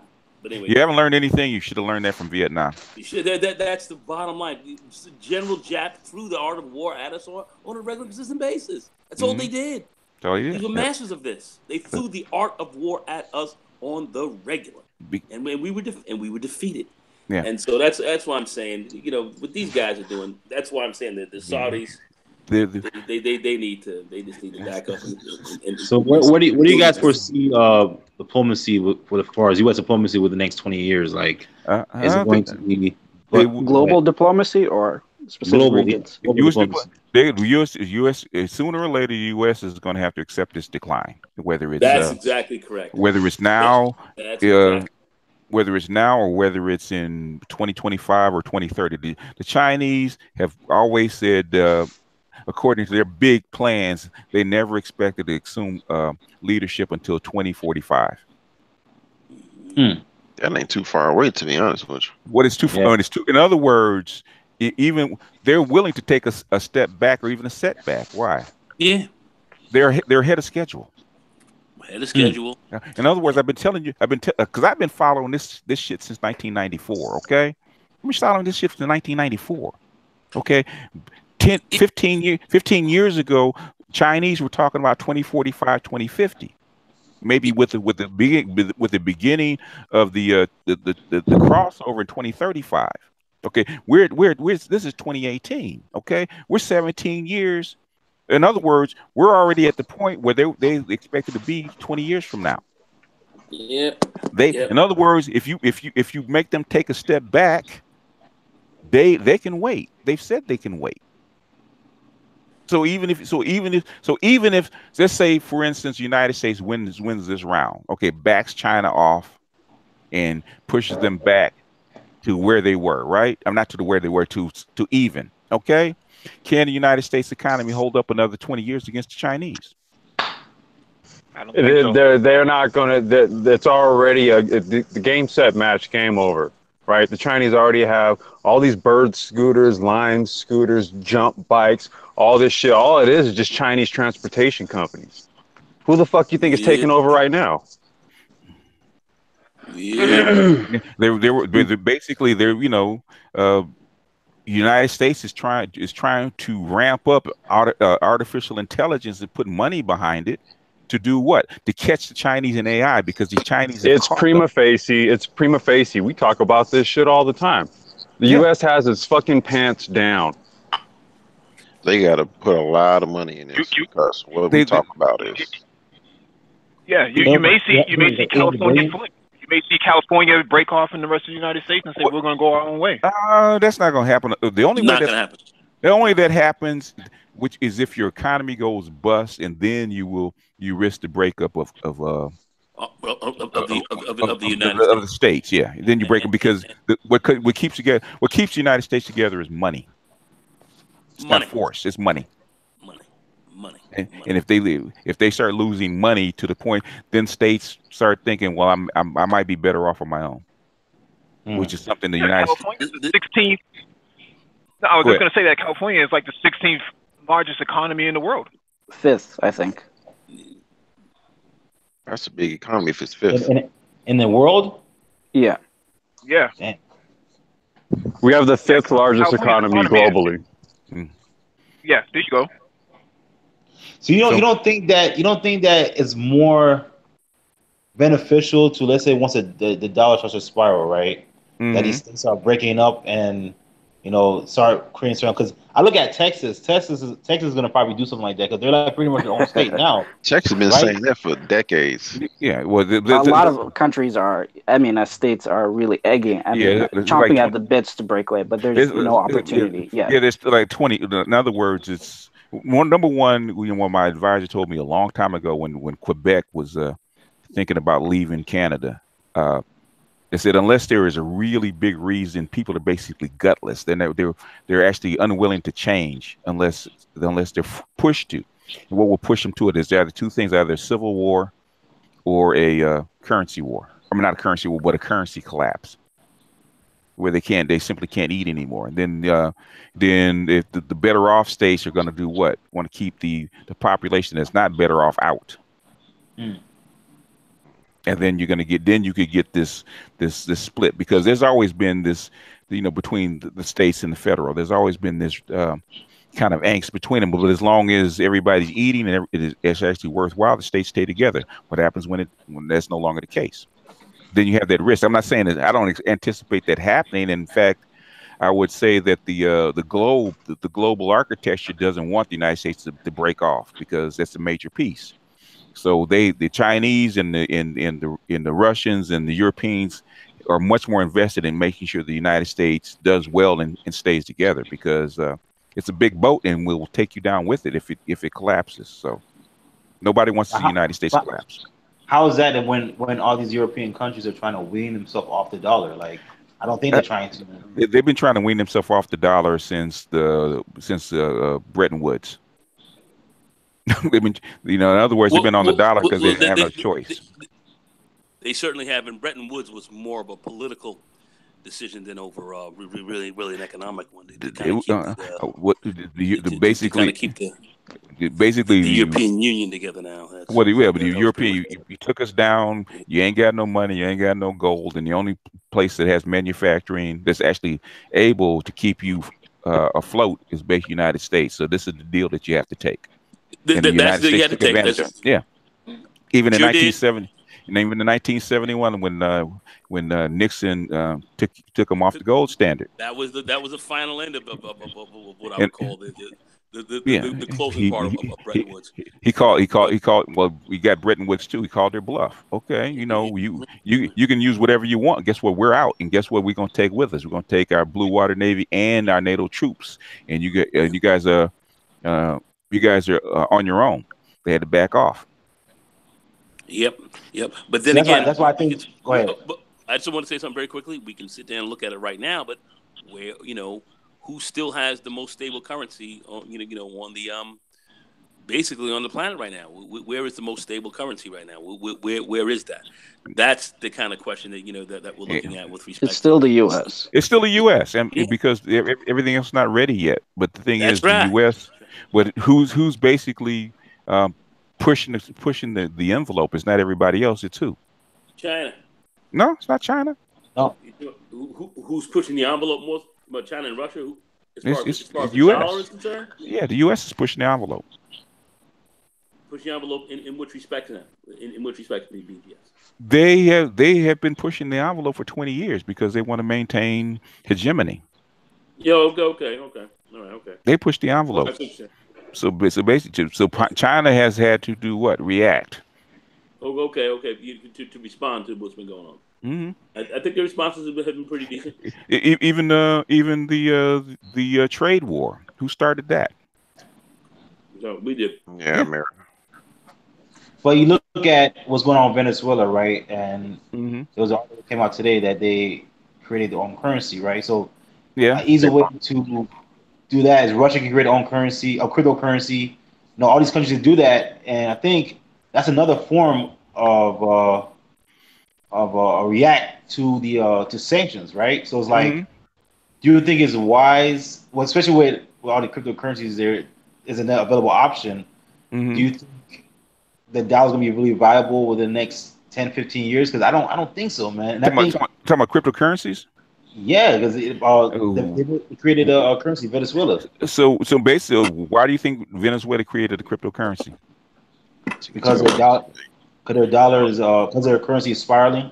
Because their currency is being attacked, and they've been cut out of the SWIFT system. So the only way they can trade is to do what? Create their own. In other words, they're doing it out of desperation, not because they want to. All right. Desperation is the mother of all inventions. Also keep in mind, BGS, that the Europeans have decided to create an alternative SWIFT system as well to do business with Iran. So that's a big middle finger to the United States to go take a hike, because they're not going to play games with Trump and his administration. They're going to make sure they do business with Iran the way it needs to be done. That's why I scratched my head. Now, that's something I don't understand. You fight a war, you fight all these wars, you do all this pushing to get Iran to come to the table. You finally say, okay, fine, we'll come to the table, we'll sign an agreement. Get all your European partners and everybody else on board. You sign a doggone thing, and 5 years later, you want to rip it up. I don't get it either. That's not going to go over very well with your European partners. Well, yeah, I mean, the reason we're going to rip up the deal because it was a bullshit deal. It was a bad deal. It wasn't in our interest. Why? It was in their best interest. Why? So basically, you keep Iran out of the SWIFT system, right? Which is what you were doing. You keep them from trading, right? China is building a parallel system, right? Listen, China's a fucking China didn't get to where China is off of their own fucking effort. China got to where China is because the U.S. Follow me here. Yeah. Follow me here. Stay with me. But China got to where China is because the U.S. and administration. Preem, stay with me. Preem, stay with me. Preem, no more. Preem, stay. And that is the same reason as far as Iran. Preem, stay with me. Stay with me. Iran got a sweet deal. You know what I'm saying? It was a bullshit deal. It wasn't in our best interest. And Trump said no more. Preem, stay with me for a second. Go ahead. Stay with me for a second. Okay. Your biggest other than you don't know that. Get back to your point. Preem, stay with me for a second, man. Get to your point. I'm trying. Okay.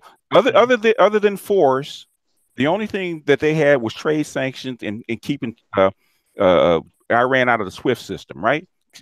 So they couldn't trade through the banking system. That was your big club, right? So no. Again, I don't know. All right, go ahead, man. Tell me what you know. Yeah, tell me what you know. I don't know all the details of the deal. All I know is that Trump looked at the deal, said it was a bullshit deal, we're not honoring this deal, and they can kiss our ass.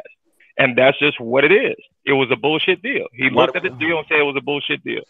And if you looked at the deal and said it was a bullshit deal, it was a bullshit deal. Yes, sir. If you don't mind, if I can jump in. Go ahead. So the deal included all of the member states to actually agree upon this, and which is what they did. The Russians are the ones who actually wrote the deal in the first place, and everybody else got on board and said, this is something that we can work with. So the deal is that they postpone nuclear development and enrichment at a certain percentage over the next 15 years. That's something that they can sustain. Now, if they wanted to go back and go do it, they can react the same. They can enact the same enrichment in a matter of 90 days. Okay. So if Trump backs out of the deal, that allows them to go back to enrichment, and that allows Iran to create the nuclear technology that they This is what we talked about. This is what we talked about when they were actually trying this, before they actually because they had tried the talks before, it failed. They tried them again, and they didn't want to do it. Of course, U.S. didn't want to do it because they could actually block Iran out of trading right through the SWIFT system. But when China started building a parallel system, the longer you hold them out and you don't sign that deal, guess what? The less force, or the less that big stick has force, right? Because now they can actually go around you. Nope. And I'll go ahead and tell you why. It wasn't NAFTA, but what was that other trade deal that Trump shit canned? It wasn't NAFTA. TPP. The TPP was already dead. Everybody's like, the PDP is good. The U.S. is like, oh, the PDP is good. It was already dead. When it's time for it, Trump went in and looked at it and said, it was already dead. This is a bullshit deal. We're not ordering it. Get the fuck out of here. It was already dead. That's what happened. It wasn't written yet. At NAFTA. Trump was already dead. This whole NAFTA shit is a bullshit ass deal. So what do we have now? We're not gonna go ahead and we're gonna work. What do we have now? Because it is a bullshit ass deal. What do we have now? What did he do? He shit canned it, and last week or this week or whatever, he came up with a better deal that's in our interest. You had the same deal. Right there. He's looking at this deal with Iran. This shit is very simple. He's looking at it and he said, listen, this is a bullshit deal. It's not in the U.S.'s best interest, so y'all can kick rocks. So basically, what did the European Union, what did the Europeans actually do? Nobody's going to do nothing about it, bottom line. Okay? Really? Nobody is going to do nothing about it. All right. What do you guys, so Preem, what do you think is a blowback? Go ahead, Noel. Hey, Preem, I just want to ask, because he's coming in. How does Europe benefit from this? Just a question. How does Europe benefit from this deal? Go ahead, Preem. I just want to ask you that very quickly. Yes, sir. You said, how does Europe benefit from the Iran deal? How does Europe? I have no idea. I'm not in the weeds. Okay. Okay. So anyway. What I do know is that the president that has our national interests at heart has looked at the deal and said, this is a bullshit deal. The same thing he did to TPP, the same thing he did to NAFTA, the same thing he did to the China trade, the whole China trade deal. And he's renegotiating all those deals. He cannot be stopped. Everybody's saying, oh, if he does this, this will happen. Ain't going to happen. Ain't nobody going to do shit. Okay, Preem. So what do you think Trump is looking for? What do you think is ideal for him? What does he want? He wants what's in our best interest as United States. And it is American retracement, pulling back from the rest of the world. That's the America First policy. Yes, brother. If he has a strategy, that would be it. Anti-gravity, do you think that's possible? No, but you can certainly try it. Okay. Again, we shall see. He's already done a bunch of shit that people say, oh, it's going to start a war. Oh, this is going to happen. Oh, they're going to shut down. Oh, these prices going to go up. Ain't nobody going to do shit. Well, prices did go up for him. Yeah, the prices tariffs did go up. Actually, they started taking a bite. Yeah, they're taking a bite already, and they're actually, in fact, it's actually going to get worse. So the tariffs have just started. Okay, we'll see. We'll see. We'll see. Well, this just erodes America's soft power. I don't see any real benefit to, because usually there's continuity between presidents. Obama didn't just come in and shit on all of the Bush deals, right? He didn't want. Obama did not want to sign this deal. He did not want to sign the 6+1. He did not want to do it. The thing is, the alternative is if you don't sign it now. Every year that you don't sign it, the SWIFT system, which you are using to actually beat up on Iran and keep them locked out of the system, will start to erode.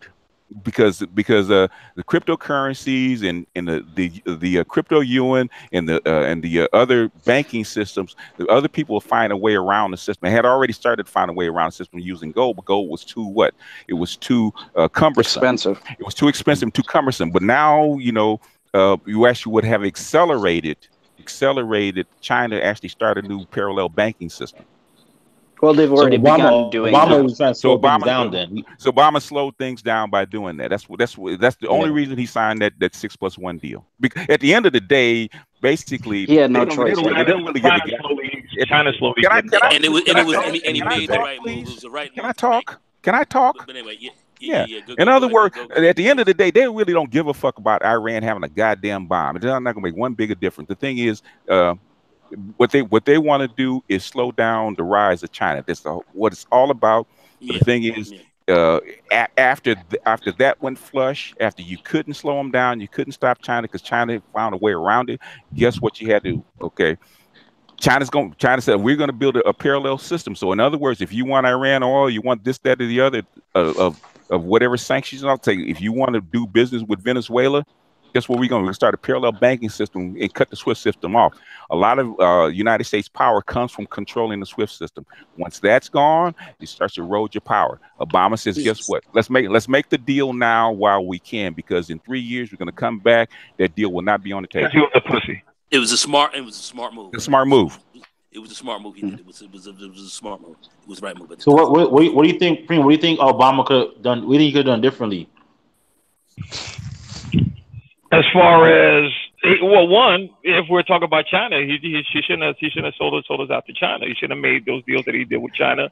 Okay, that was Clinton. That Trump is now pulling back on. He should have made the deal with Iran. That Trump is now going and putting back on. He should have put TPT on the table. That Trump is now putting back on. He should have shit canned NAFTA when he was in there. But my biggest gripe with him, just as a president, is personal. It's what he did in Libya. And I don't want to hear any fucking cloak and dagger Tom Clancy story as far as the who's and the whats to legitimize it. That was just my whole last straw was the shit that he went ahead and did to Gaddafi, because I knew what Gaddafi was trying to do for Africa. I mean, he wasn't a perfect man. He wasn't a perfect man. I think I that agree. was France, though. It was France. It was France backed by the U.S., if I'm not mistaken. France and the UK. Again. That's what that was about. We it was a fuck up. At the end of the day, it was a fuck up. And how did she say it? We came, we saw, he died. We stuck a knife up his ass. Yeah, well. How did she say it? Yeah. Well, No. That was a fuck up. That was a fuck up. It was a fuck up. Go ahead, go ahead.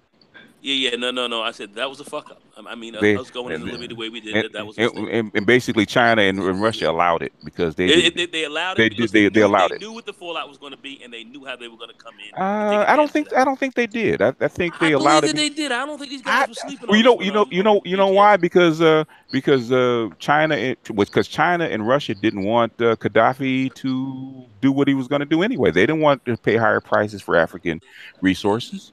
So is it? And a lot of your Africans didn't want Gaddafi in leadership. So basically, we had a lot of people that didn't like Gaddafi, and the Chinese and the Russians stood by and let it happen, because they could have just sent up and just vetoed it in the no-fly zone, and that would have been it.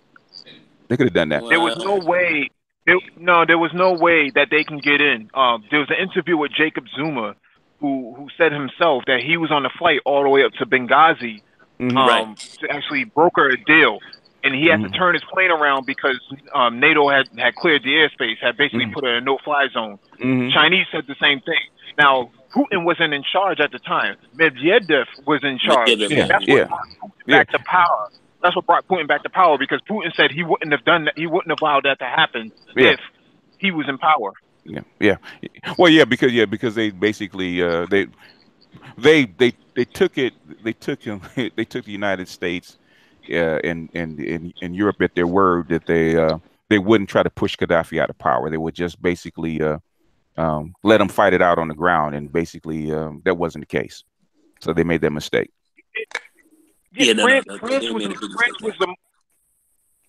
France was the most worried because their economy, the France economy in the Francophone states would have come crashing down. It would have. That's what it was all about. All about the CFA, Frank. That's what it was all about. Well, that's a quarter of their GDP right there. Yeah, that's exactly right. That's what it was all about. Right. And if you remember, Sarkozy before was trying to get them to do that. You know how it is. I'm glad you guys are saying it instead of me. I mean, it's but you were on top of it, BGS. You want it. You would on that shit as well. Well, because we were on top of it when it was happening. Yeah, it wasn't one of those things where we were guessing aftermath. We were on top of it because at the time we didn't think China and Russia would allow it. I said, "Oh, no fly zone." I said, "They're not going to allow that shit." And lo and behold, I said, "Oh shit, they allowed it." I said, "Oh boy, it's on and popping." Well, they had agreed. What they agreed to was that Gaddafi would have exile into Moscow. So the Russians had already set up a charter flight to go get Gaddafi out and bring him back to Moscow, and that they would bring his son with them as well. The problem is that NATO played them and actually closed off the airspace, and that's why Jacob Zuma, who was the president of South Africa at the time, had to turn his plane back around and go back to South Africa. They realized that they weren't going to go through the deal because they wanted Gaddafi out. They wanted Gaddafi out. But they wanted Libya. They still wanted Libya intact. But think about who were the major nations that wanted Gaddafi out. Can we count the ways? I think we talk about Kenya, South Africa. That's about South Africa, Kenya. Who is it? Maybe I don't know if Sudan was in, but Egypt didn't like him. But the thing is, we had a whole bunch of. I think there's like 3 or 4 African nation leaders that didn't particularly care for Gaddafi. They didn't trust him. So, I mean, I think he was. I personally, I think he was a stabilizing force. But you had China, you had South Africa, and you had Russia all on the Security Council that could have vetoed it. They actually stopped that. Yeah, they could have. And none of them. I definitely knew South Africa wanted them out for sure. But anyway, go ahead. Yeah, they all abstained. They also one at a time. Let's say Gaddafi was successful. What would have that done for Africa? Basically, okay. Because Gaddafi was going to buy back the African. He was actually going to fund the African Union for military support. He was actually going to use his oil revenues to actually start a new currency for Africa. And basically, what he's going to do is with the money, with the African Union, going to bring the African states together like the European Union, and basically they're all going to negotiate their resources as a block instead of individual countries. That's right. And that's what he wanted. That's the last thing we'll say. That's exactly. And nobody wanted that. Nobody outside of Africa wanted that. That's exactly correct. That's what I'm saying. Well, who really wanted them out? Who really? Well, yeah. Can we count the ways? But his most ambitious one was the gold-backed dinar. I don't know how successful that would have been without, more of a political union. But I don't think that was the most revolutionary. I don't think they cared about the gold-backed dinar as much as him backing the African Union and backing the a gold-backed or oil-backed African currency. Because now, if you have to deal with Africa as a block, as 54 countries instead of each individual country, you don't have to worry about signing contracts as far as corruption or getting oil, getting the block. In other words, you had to negotiate the blocks. In other words, you have to pay for the world market prices for African resources. And who wants that outside of the people on the continent? And ultimately, you're talking about a united, in the de facto way, the United States of Africa, and that would have been a problem for everybody, outside. But in fact, that is the answer for Africa. That actually is That's true. That is the answer for them. Which is something that we were hoping for, because the African Union was actually dormant. And it was kind of disarray because guess what? It wasn't funded. So Gaddafi says, okay, you don't have a military budget or military arm. You don't have a decent banking system. Okay, I'm out here I got all this money, all this oil, all this money. And I'm out here by myself. And guess what? Without other people backing me, I'm at risk. So he said, let me take a shot at, like, there was one thing. Remember how much it used to be to actually call the African continent, to say, to actually, like, a phone call to the African continent was like maybe $2 a minute or $1.50 a minute. Remember that? No, it was something like that. Now I wasn't traveling on the continent at the time.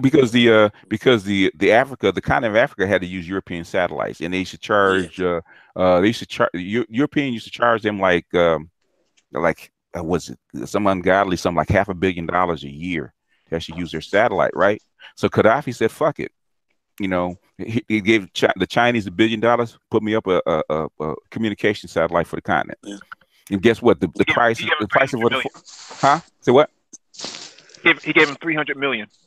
300 million? Was it 300 million? Yeah, because actually the first one blew up. Yeah, it actually blew up on the rocket. Huh? And I was just going to say that the Russians actually dumped a lot of satellite technology over into Africa at the time. Yeah, as a way to pull him in. Yeah. So basically after that, the price to call the continent now is like what, 2 cents a minute. So basically, it cut the European Union out of like maybe $500 million to $1 billion a year. Yeah, they were upset about that. So that's just one thing that he did. So, but if he starts doing other things, how much more are they going to lose? Especially France. In other words, if he France was toast.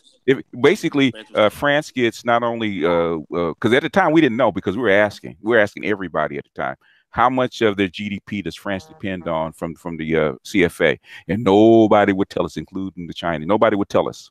And finally, this chick Yagambo, she in Darmo, she's from I forget where she's from, but they actually came up with the figures, and they said it's between 23% and 25% of GDP of France every year. Yeah.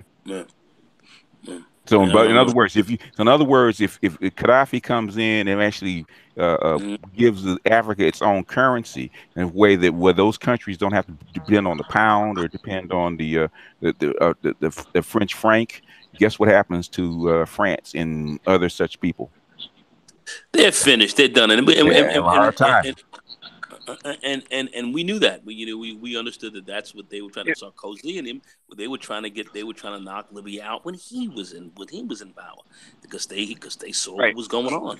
So this was going on for a while, and and I have to say it is a tremendous dark mark on on I guess on Obama's presidency that he sat down and lorded over that. He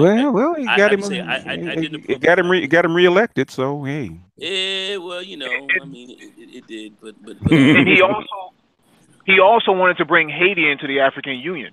I mean, he was a big advocate. He certainly did. He certainly did. And you talking about Gaddafi right now, right? All right. And, yes. And that was a brilliant fucking move, and they knew what that meant as well. But anyway, because then he was working. Then you would have started to see some more of the Caribbean nations moving into that. That would have been a whole other deal. Well, that was a part of SADO. That was a part of SADO, the South Atlantic Treaty Organization between Gaddafi and Chavez. They wanted to create a military bloc across the Atlantic and the that wasn't gonna happen. Why not? It was that wasn't gonna happen. But that was definitely going to get turned back. If you want to start some shit, that wasn't going to happen, because 15% of the American oil came from Venezuela. The United States wasn't going to let that one go down. Yeah, not without a fight. Not a fight. Yeah, no question about it. In fact, they that's why I knew once the Venezuelan currency cryptocurrency got started, they were going to start attacking cryptocurrencies, because that one, they're not going to allow that to happen. At least not on their watch. Well, Paul Kagame out in Rwanda, the head of the African Union now, is talking about creating a African cryptocurrency, one African cryptocurrency right now. Yeah, they're talking about it. Yeah, yeah. They're talking about it. You can talk. I mean, yeah. Well, All this is coming through. Sorry. Yeah, he's putting tariffs on. No, I was just saying he's putting tariffs on China right now in order to fund a lot of Africa's necessities in order to get people out of poverty, because a lot of these African leaders actually, obviously they're corrupt, but they're taking money behind the table or these other Arab and European countries in order to fulfill fatten their wallets. But at the same time, he's saying in order to get rid of the corruption, put the tariffs on China. Yeah, and well, China's probably going to pay it. They are. Part of the long game. Yeah, they don't. Yeah. And they listen, BGS, they can afford it. They can afford it. Yeah, they can afford it.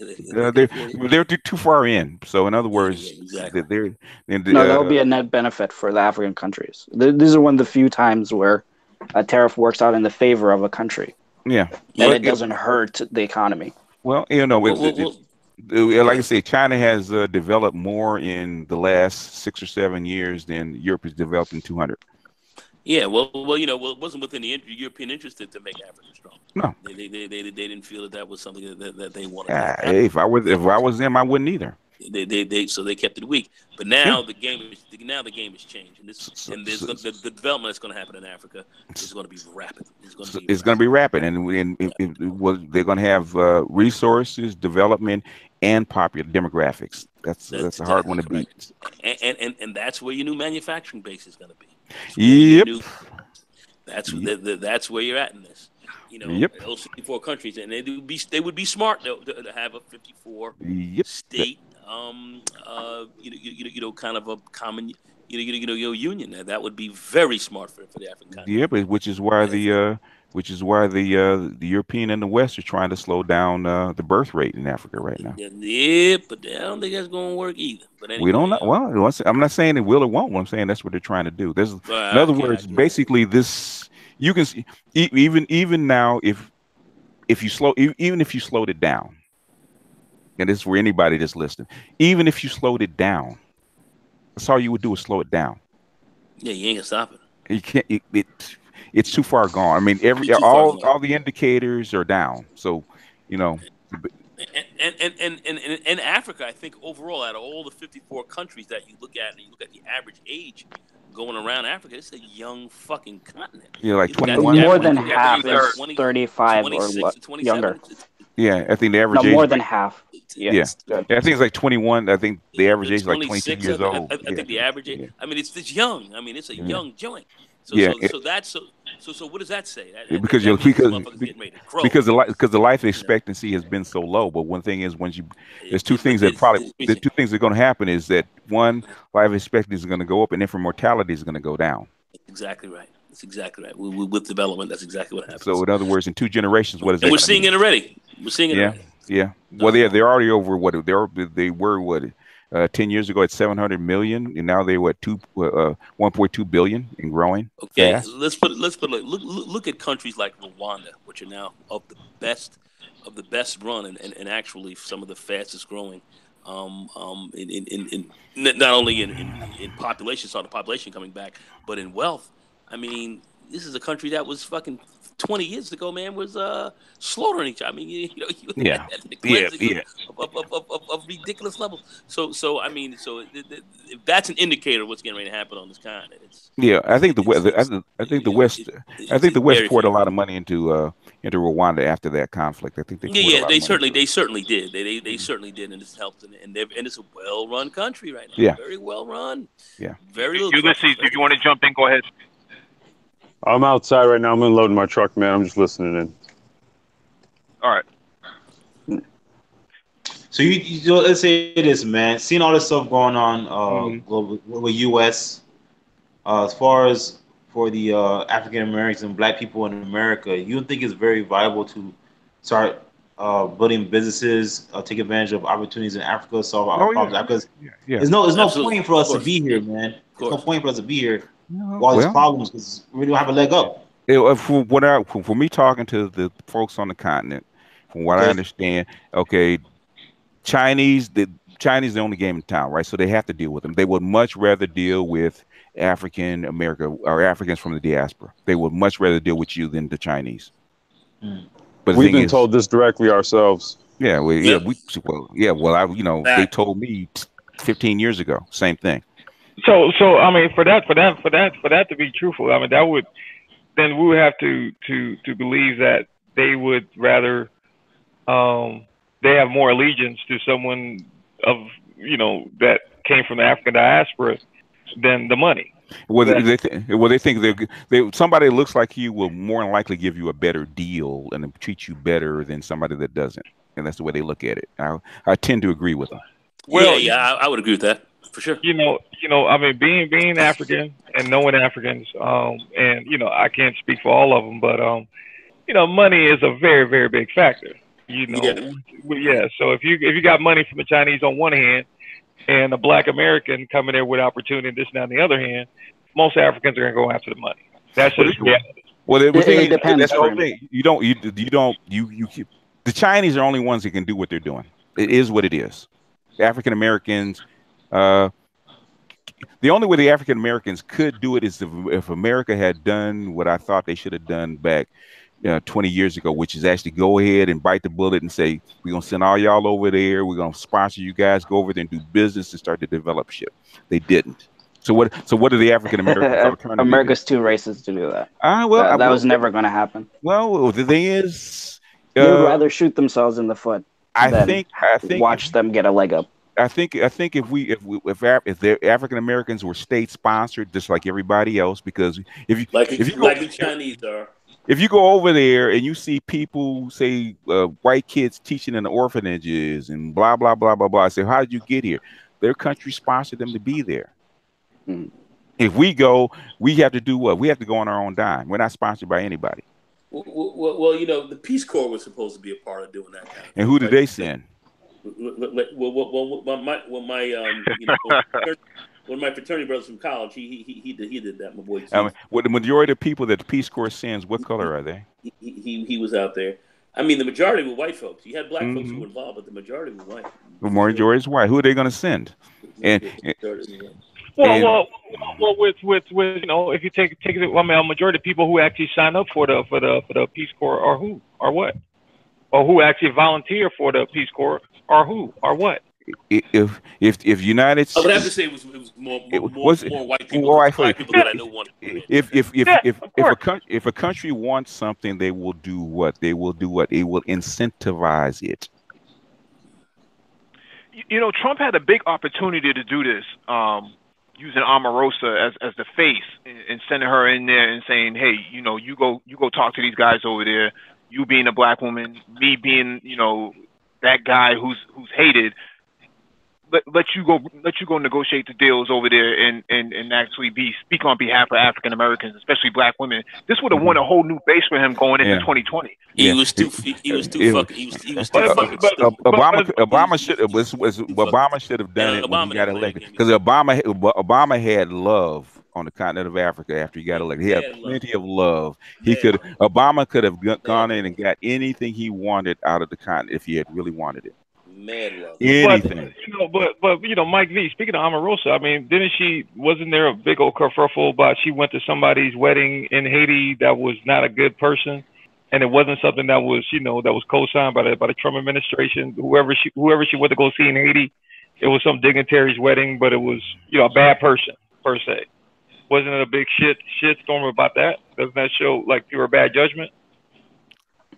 I've never heard of that. Did you hear about that, Mike? Maybe Jack might have heard about that.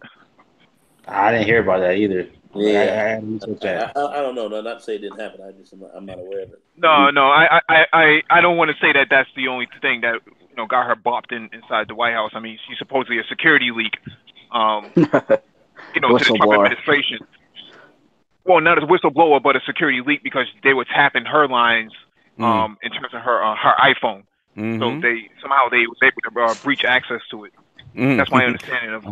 The NSA has access to everything. There's always a back door. Not the NSA. Yeah, well, not the NSA. Maybe CIA and FBI were probably the ones listening the whole entire time because they're the ones that are really politicized, not so much the NSA. Mm-hmm. But she missed a golden opportunity. I think Trump missed a golden opportunity this time around to actually secure a new base politically on the ground. Supposedly more black men voted for Trump than what they did for Mitt Romney in 2012.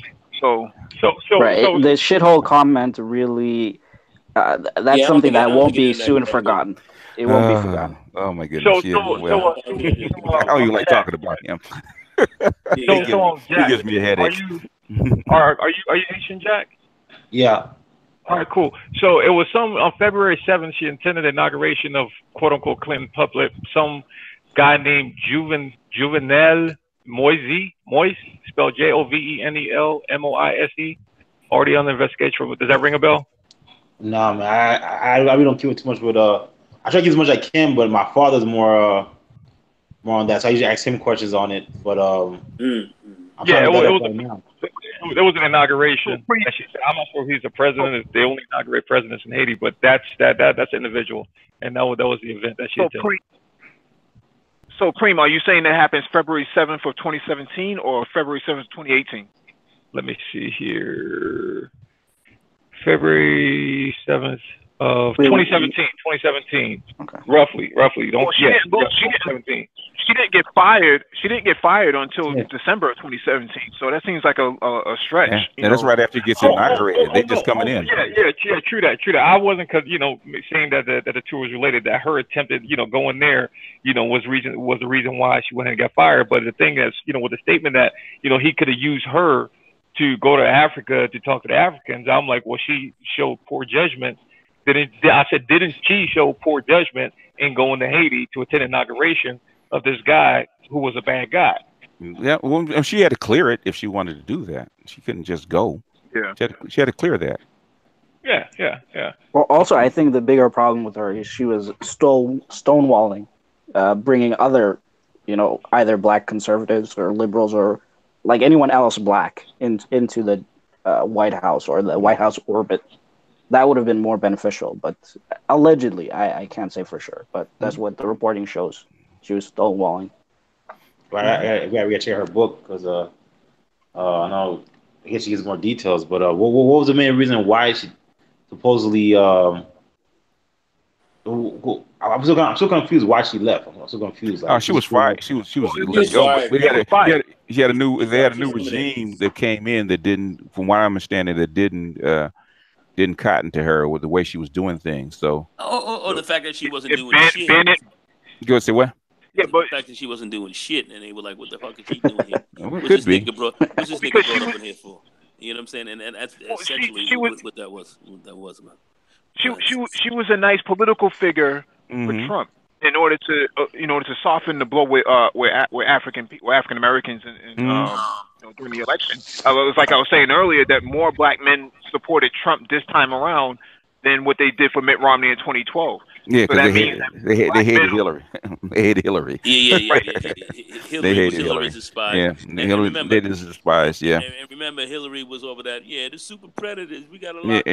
Yeah. So basically, I think most black brothers people wasn't fucking with her like that. I think most black people are just, we're actually pretty neutral about Trump. It's like, okay, who do you want more, her or him? So they say, well, let's pick him.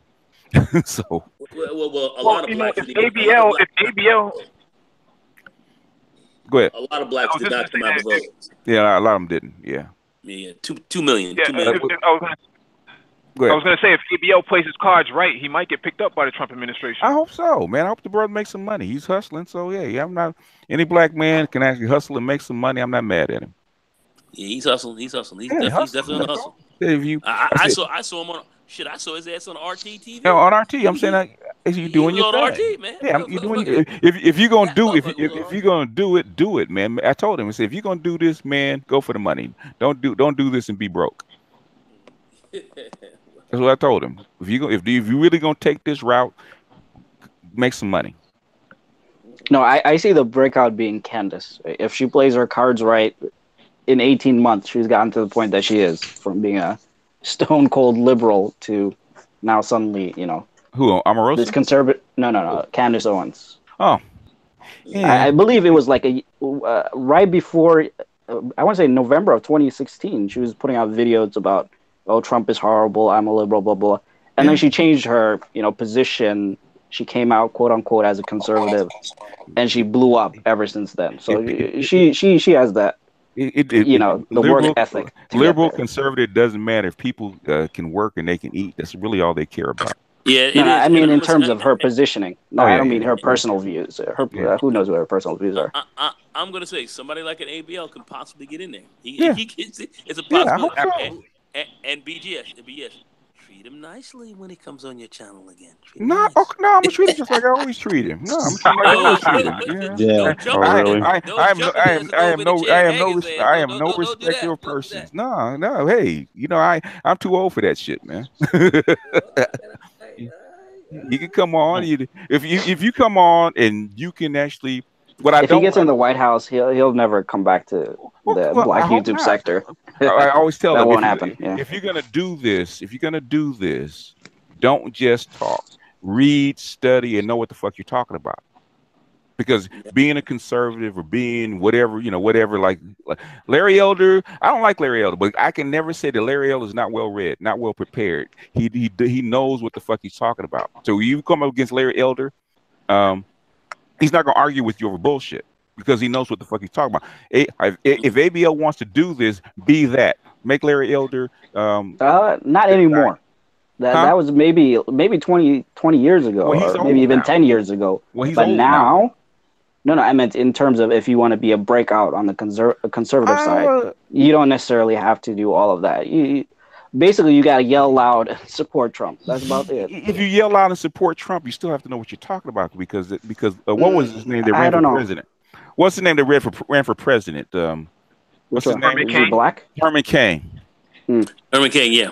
Herman Cain. Are we talking about political, or are we talking about pundits? Political. No, pundits or political? Pundits, because guess what they're going to do? People fact check, okay? That means nothing today. Nothing at all. If social media, if you get caught with a simple faux pas, I'm not talking about something complex, just simple faux pas.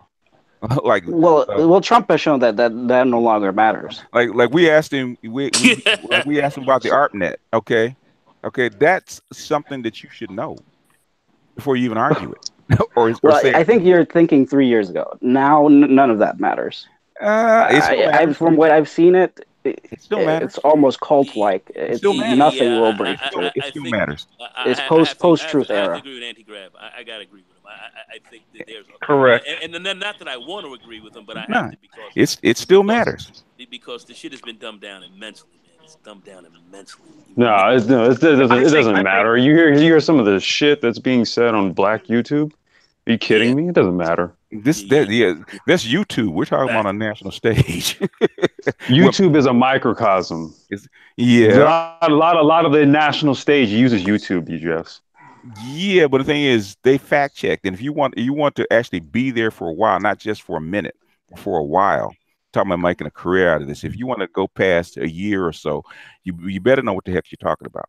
Are you talking the Trump era or post-Trump era? In the Trump era, none of that matters. Yeah. But who knows if that will extend past the Trump era or not? How long do you want to stay in? It's not even really even about the Trump era. Trump is just showing that people just overcomplicate things. I mean, things are pretty basic and simple at the end of the day. Most things are. But a lot of people, they'd rather be into a circle, or get into a circle jerk, pontificating and cogitating on things which are fucking great.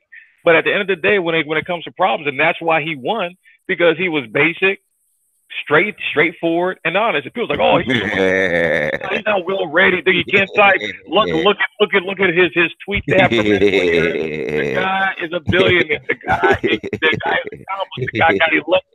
Things are very, very, very simple. But yet you have all these PhD people sitting on the sidelines talking about, oh, how could he? How dare he? Well, he's getting it done. He got there. He's winning. Okay, and he's winning, and he's won.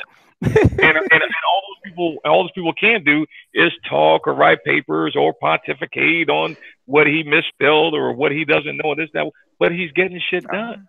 I hope I have so. a question for really the panel. simple and basic. I hope so. At the end of the day, you can't get away being Bobo the fool. But things are really not that complicated. They take papers off his desk so he won't make a mistake. They're babysitting him. Okay. But I have a question. Being president of an empire this large is complex, man. It's not simple. Okay. all that's fake news, man. This guy. He probably has dementia at this point. Yeah, I know he does. This guy has been the boss.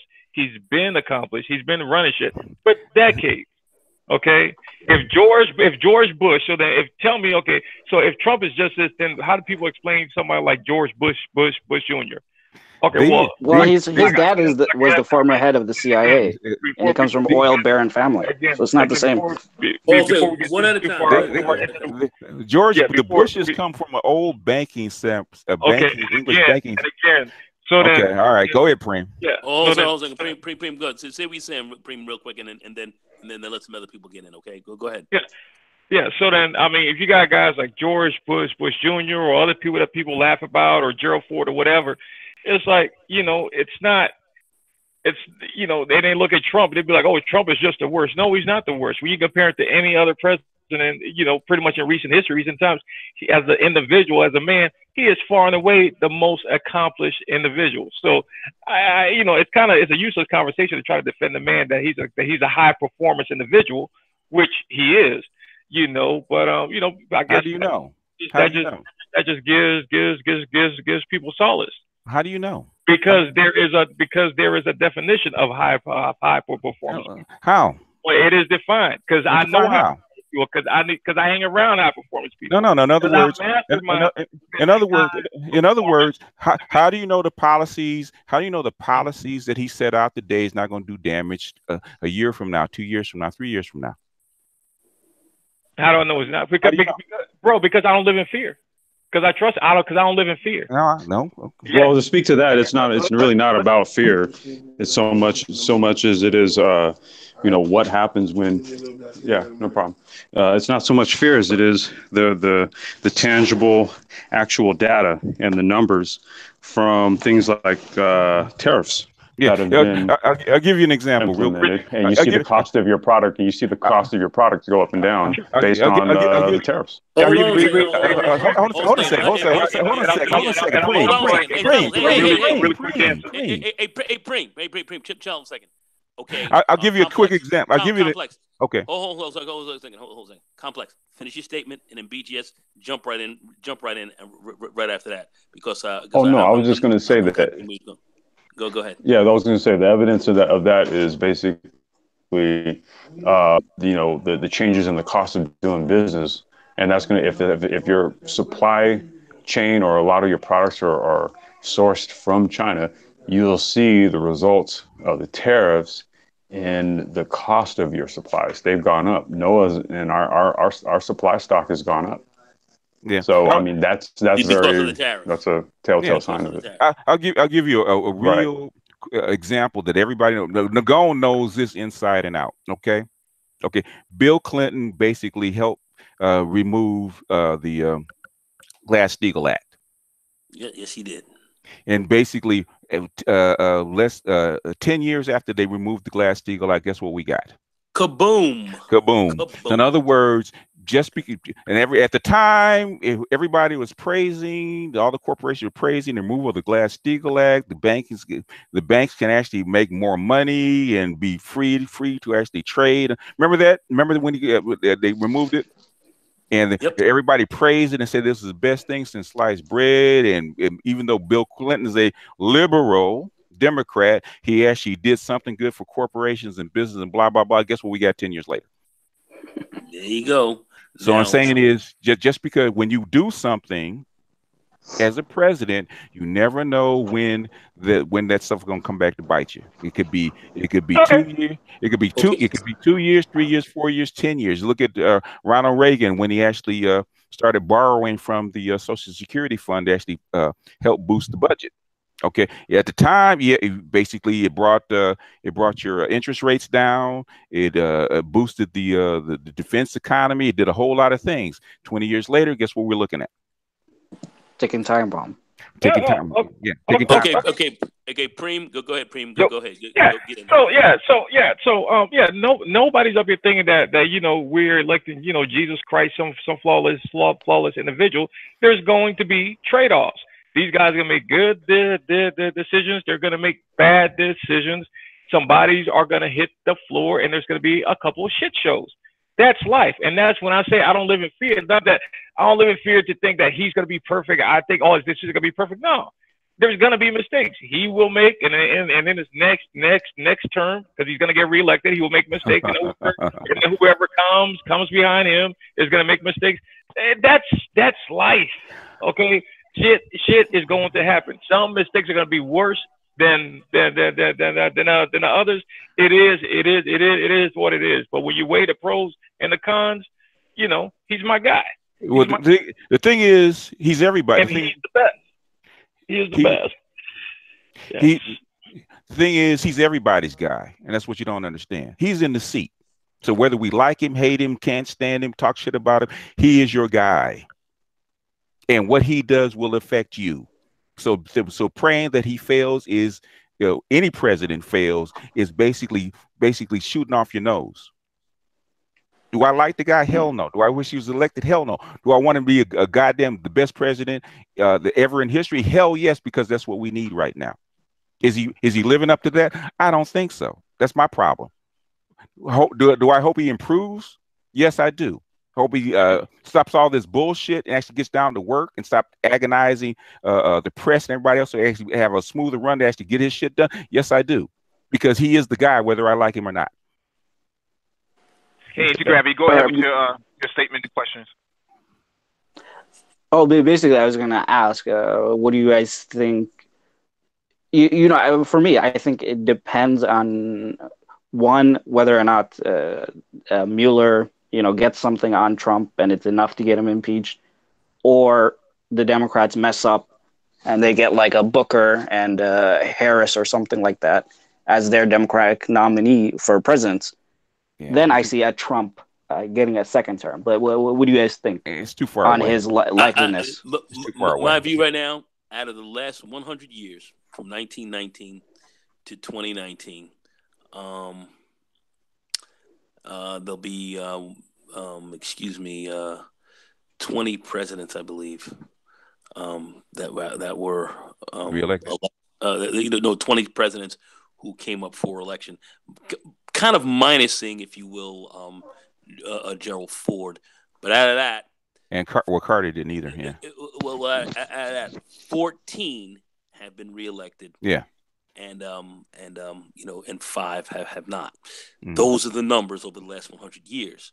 So if I'm going to go with those numbers, if I'm just strictly a numbers guy and a betting man, the odds are greatly in this man's favor of getting reelected.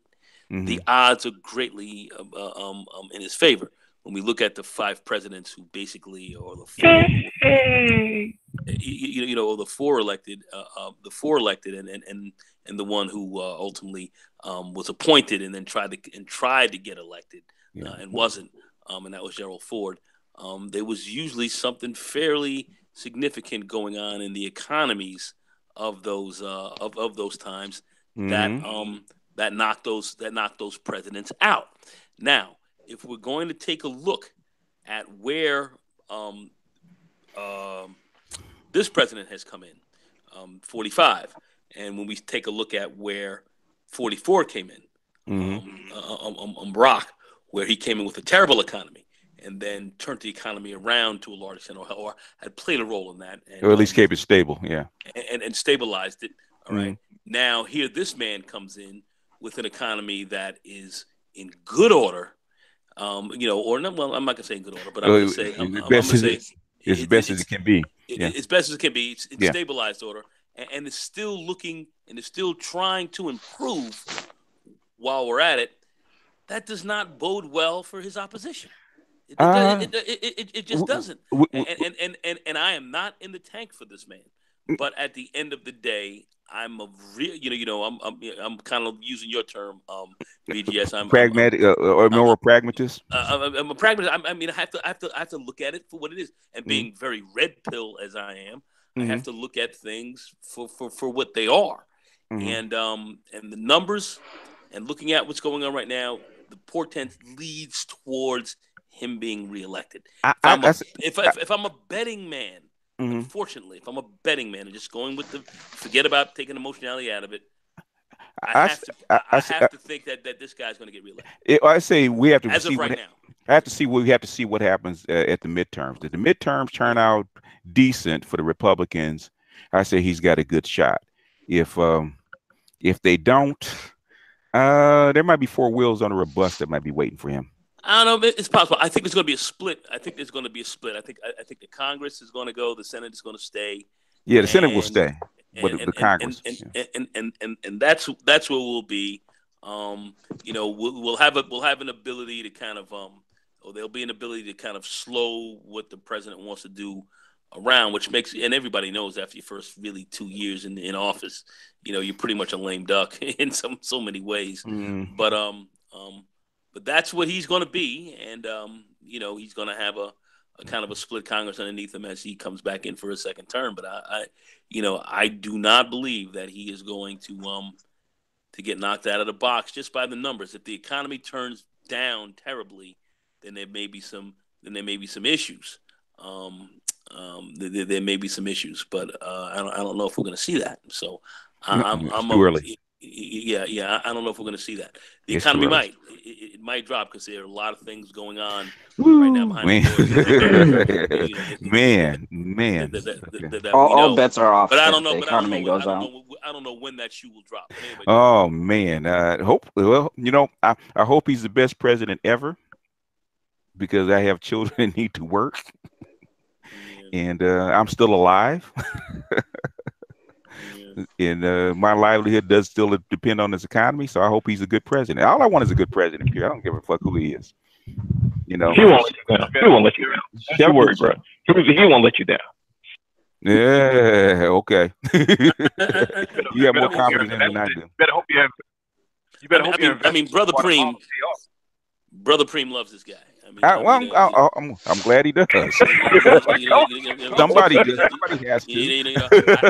Preem, I got mad love for you, man. You know that, man. I got mad love for you, my brother Preem. But I'm not a huge Trump guy. I'm just. I'm the one. I actually predicted his win a year out. So. Michael Moore, I listened to him. I listened to him a year and a half before, and he was traveling across the country and said, "These people talking about this guy can't make it. You guys better think twice." Yeah. Wait, when did you predict that he was going to make it? Was it during when he was calling Mexican rapists? That's when I thought he was going to win. No, I thought he was. I knew he was a shoe-in once. I figured out that the liberal side of the Plutarchs were actually didn't want Bernie Sanders, and actually going to put Hillary in. I said, "There's no way Hillary can." Because I said 4 years ago that Hillary was unelectable. So if Hillary's going to be their girl, Trump is a shoe-in. Well, it was Hillary's strategy to prop up Trump. It later came out from what's her name? That used to be the head of the DNC. And well, it almost worked. It almost worked. That'd be Washington Schultz. No, the other one, the black one. Donna Brazile. Donna Brazile, yeah. Donna Brazile, yeah. She put it in her book. Yeah, she said we deliberately, shut out Bernie Sanders out of the, process. Yeah. But it was a miracle that he even got up to that level, without any help at all. But complicit with MSNBC, Fox, CNN. Oh yeah. So billions of dollars of free advertising.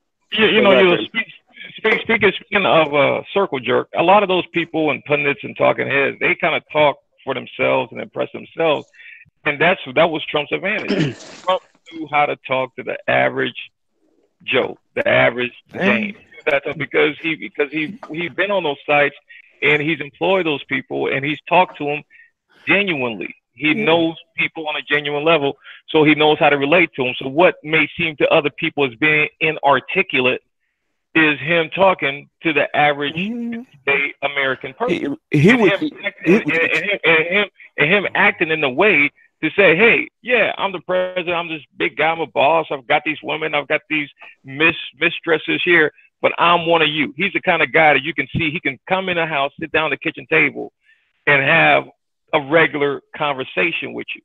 You know, because he comes off like a regular dude. And I'll just throw this one other thing. It may be a little off topic. I'm from South Florida, bro. He literally lives like his house is. I'm from South Florida, right?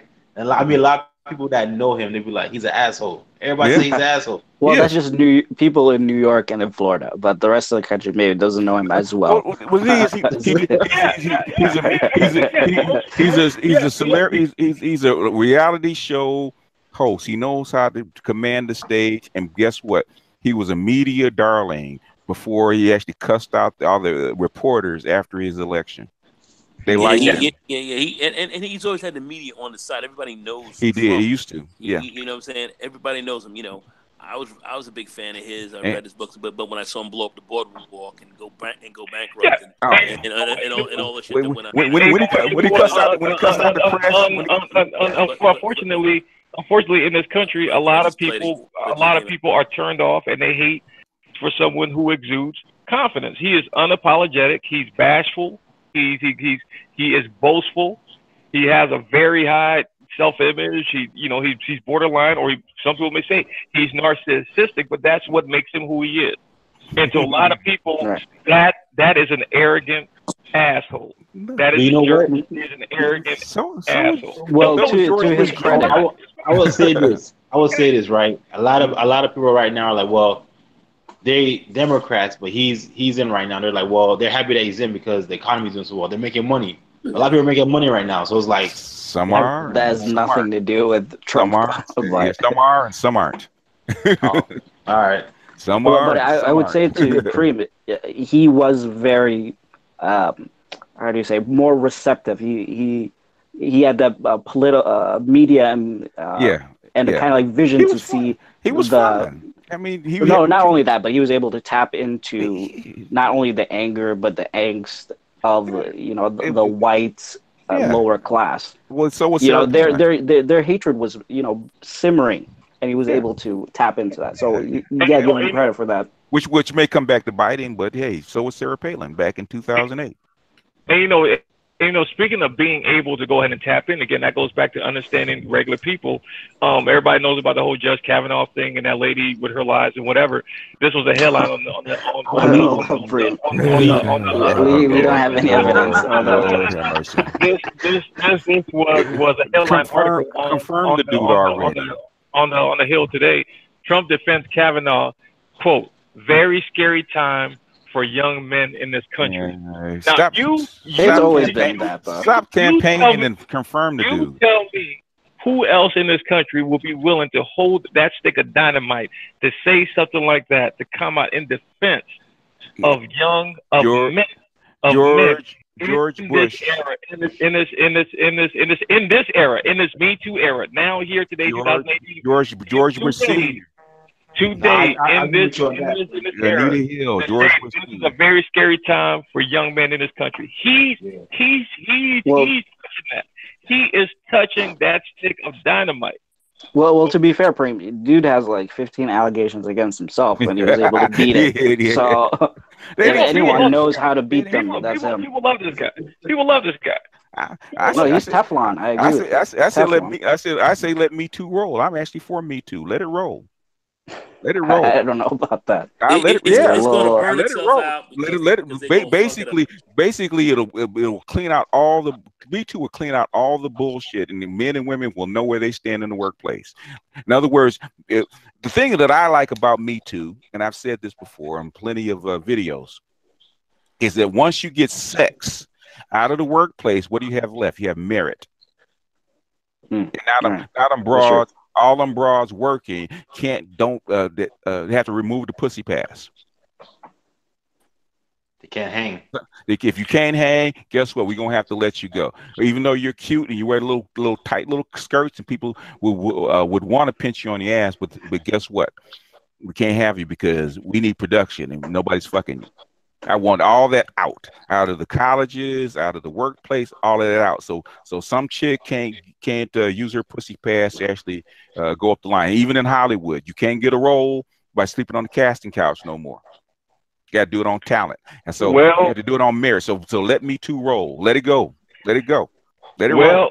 Well, speaking, you do know, yes, Me Too is primed to knock brothers out first.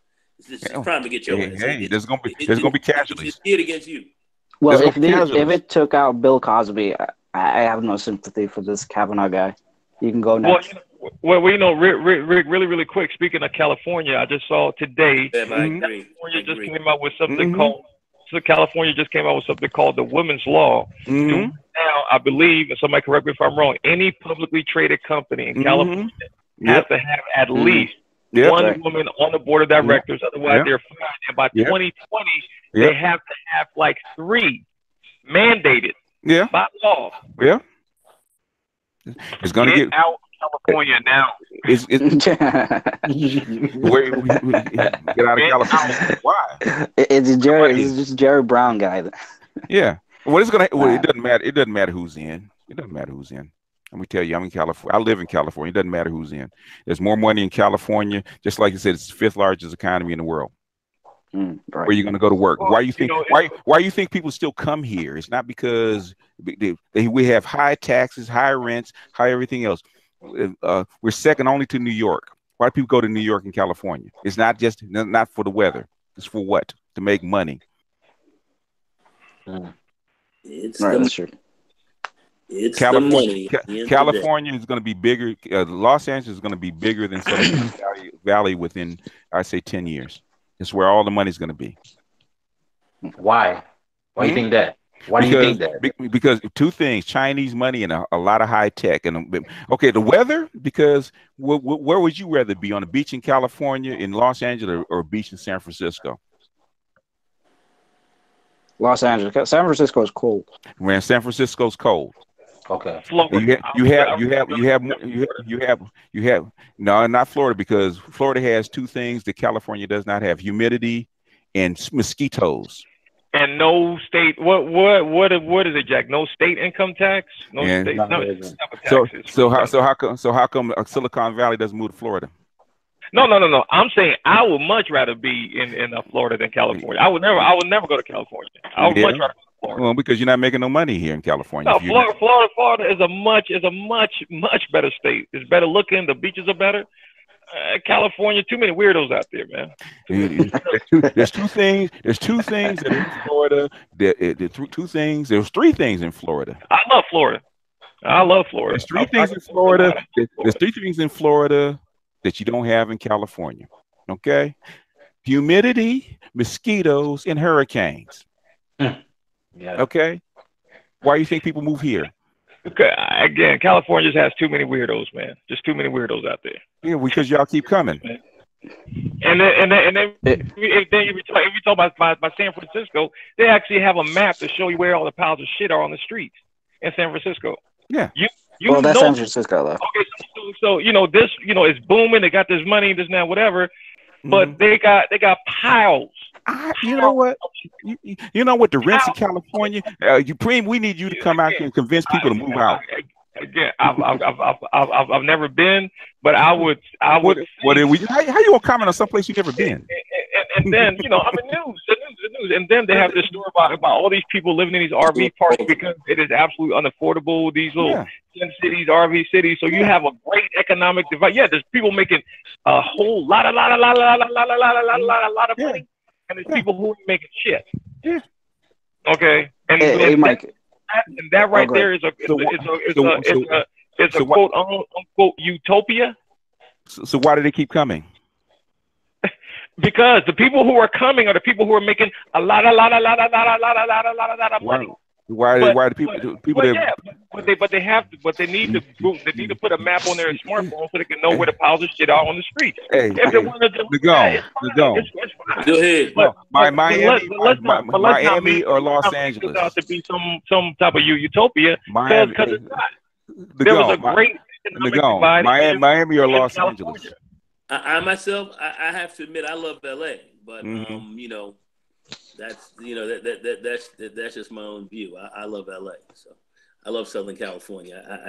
I do. I can't front. It's basically you have a humidity down in the 20s or 30s, 70 degrees year round, no storms, and a temperature every now and then. But basically, that's why they move here. You guys in California just passed a law last year to where it is a misdemeanor to knowingly transmit AIDS out there through. Actually, they repealed that. They repealed that. Oh, they did, but they repealed that. That's been they put that law in years ago, but they repealed that last year. But how could y'all even pass something like that? You guys passed that. That's that weirdo shit I'm talking about. You guys are shooting in Florida. You guys are shooting motherfuckers on the street. I don't live in Florida. I just love Florida. I don't live in Florida. I just absolutely love Florida. And you know what I'm saying? But listen, this is not a Florida versus California debate. But you know, I'm just saying, you guys passed that law out there to where you can knowingly have AIDS. No. Give it to someone, and it's a freaking misdemeanor. It's a misdemeanor. It's a misdemeanor. Okay. Hold up, Prim. Hold on. Hey, Mike. Are we gonna go a little bit longer, or you want to do the wrapping up? Go ahead, wrap up, Mike. We're done now. So.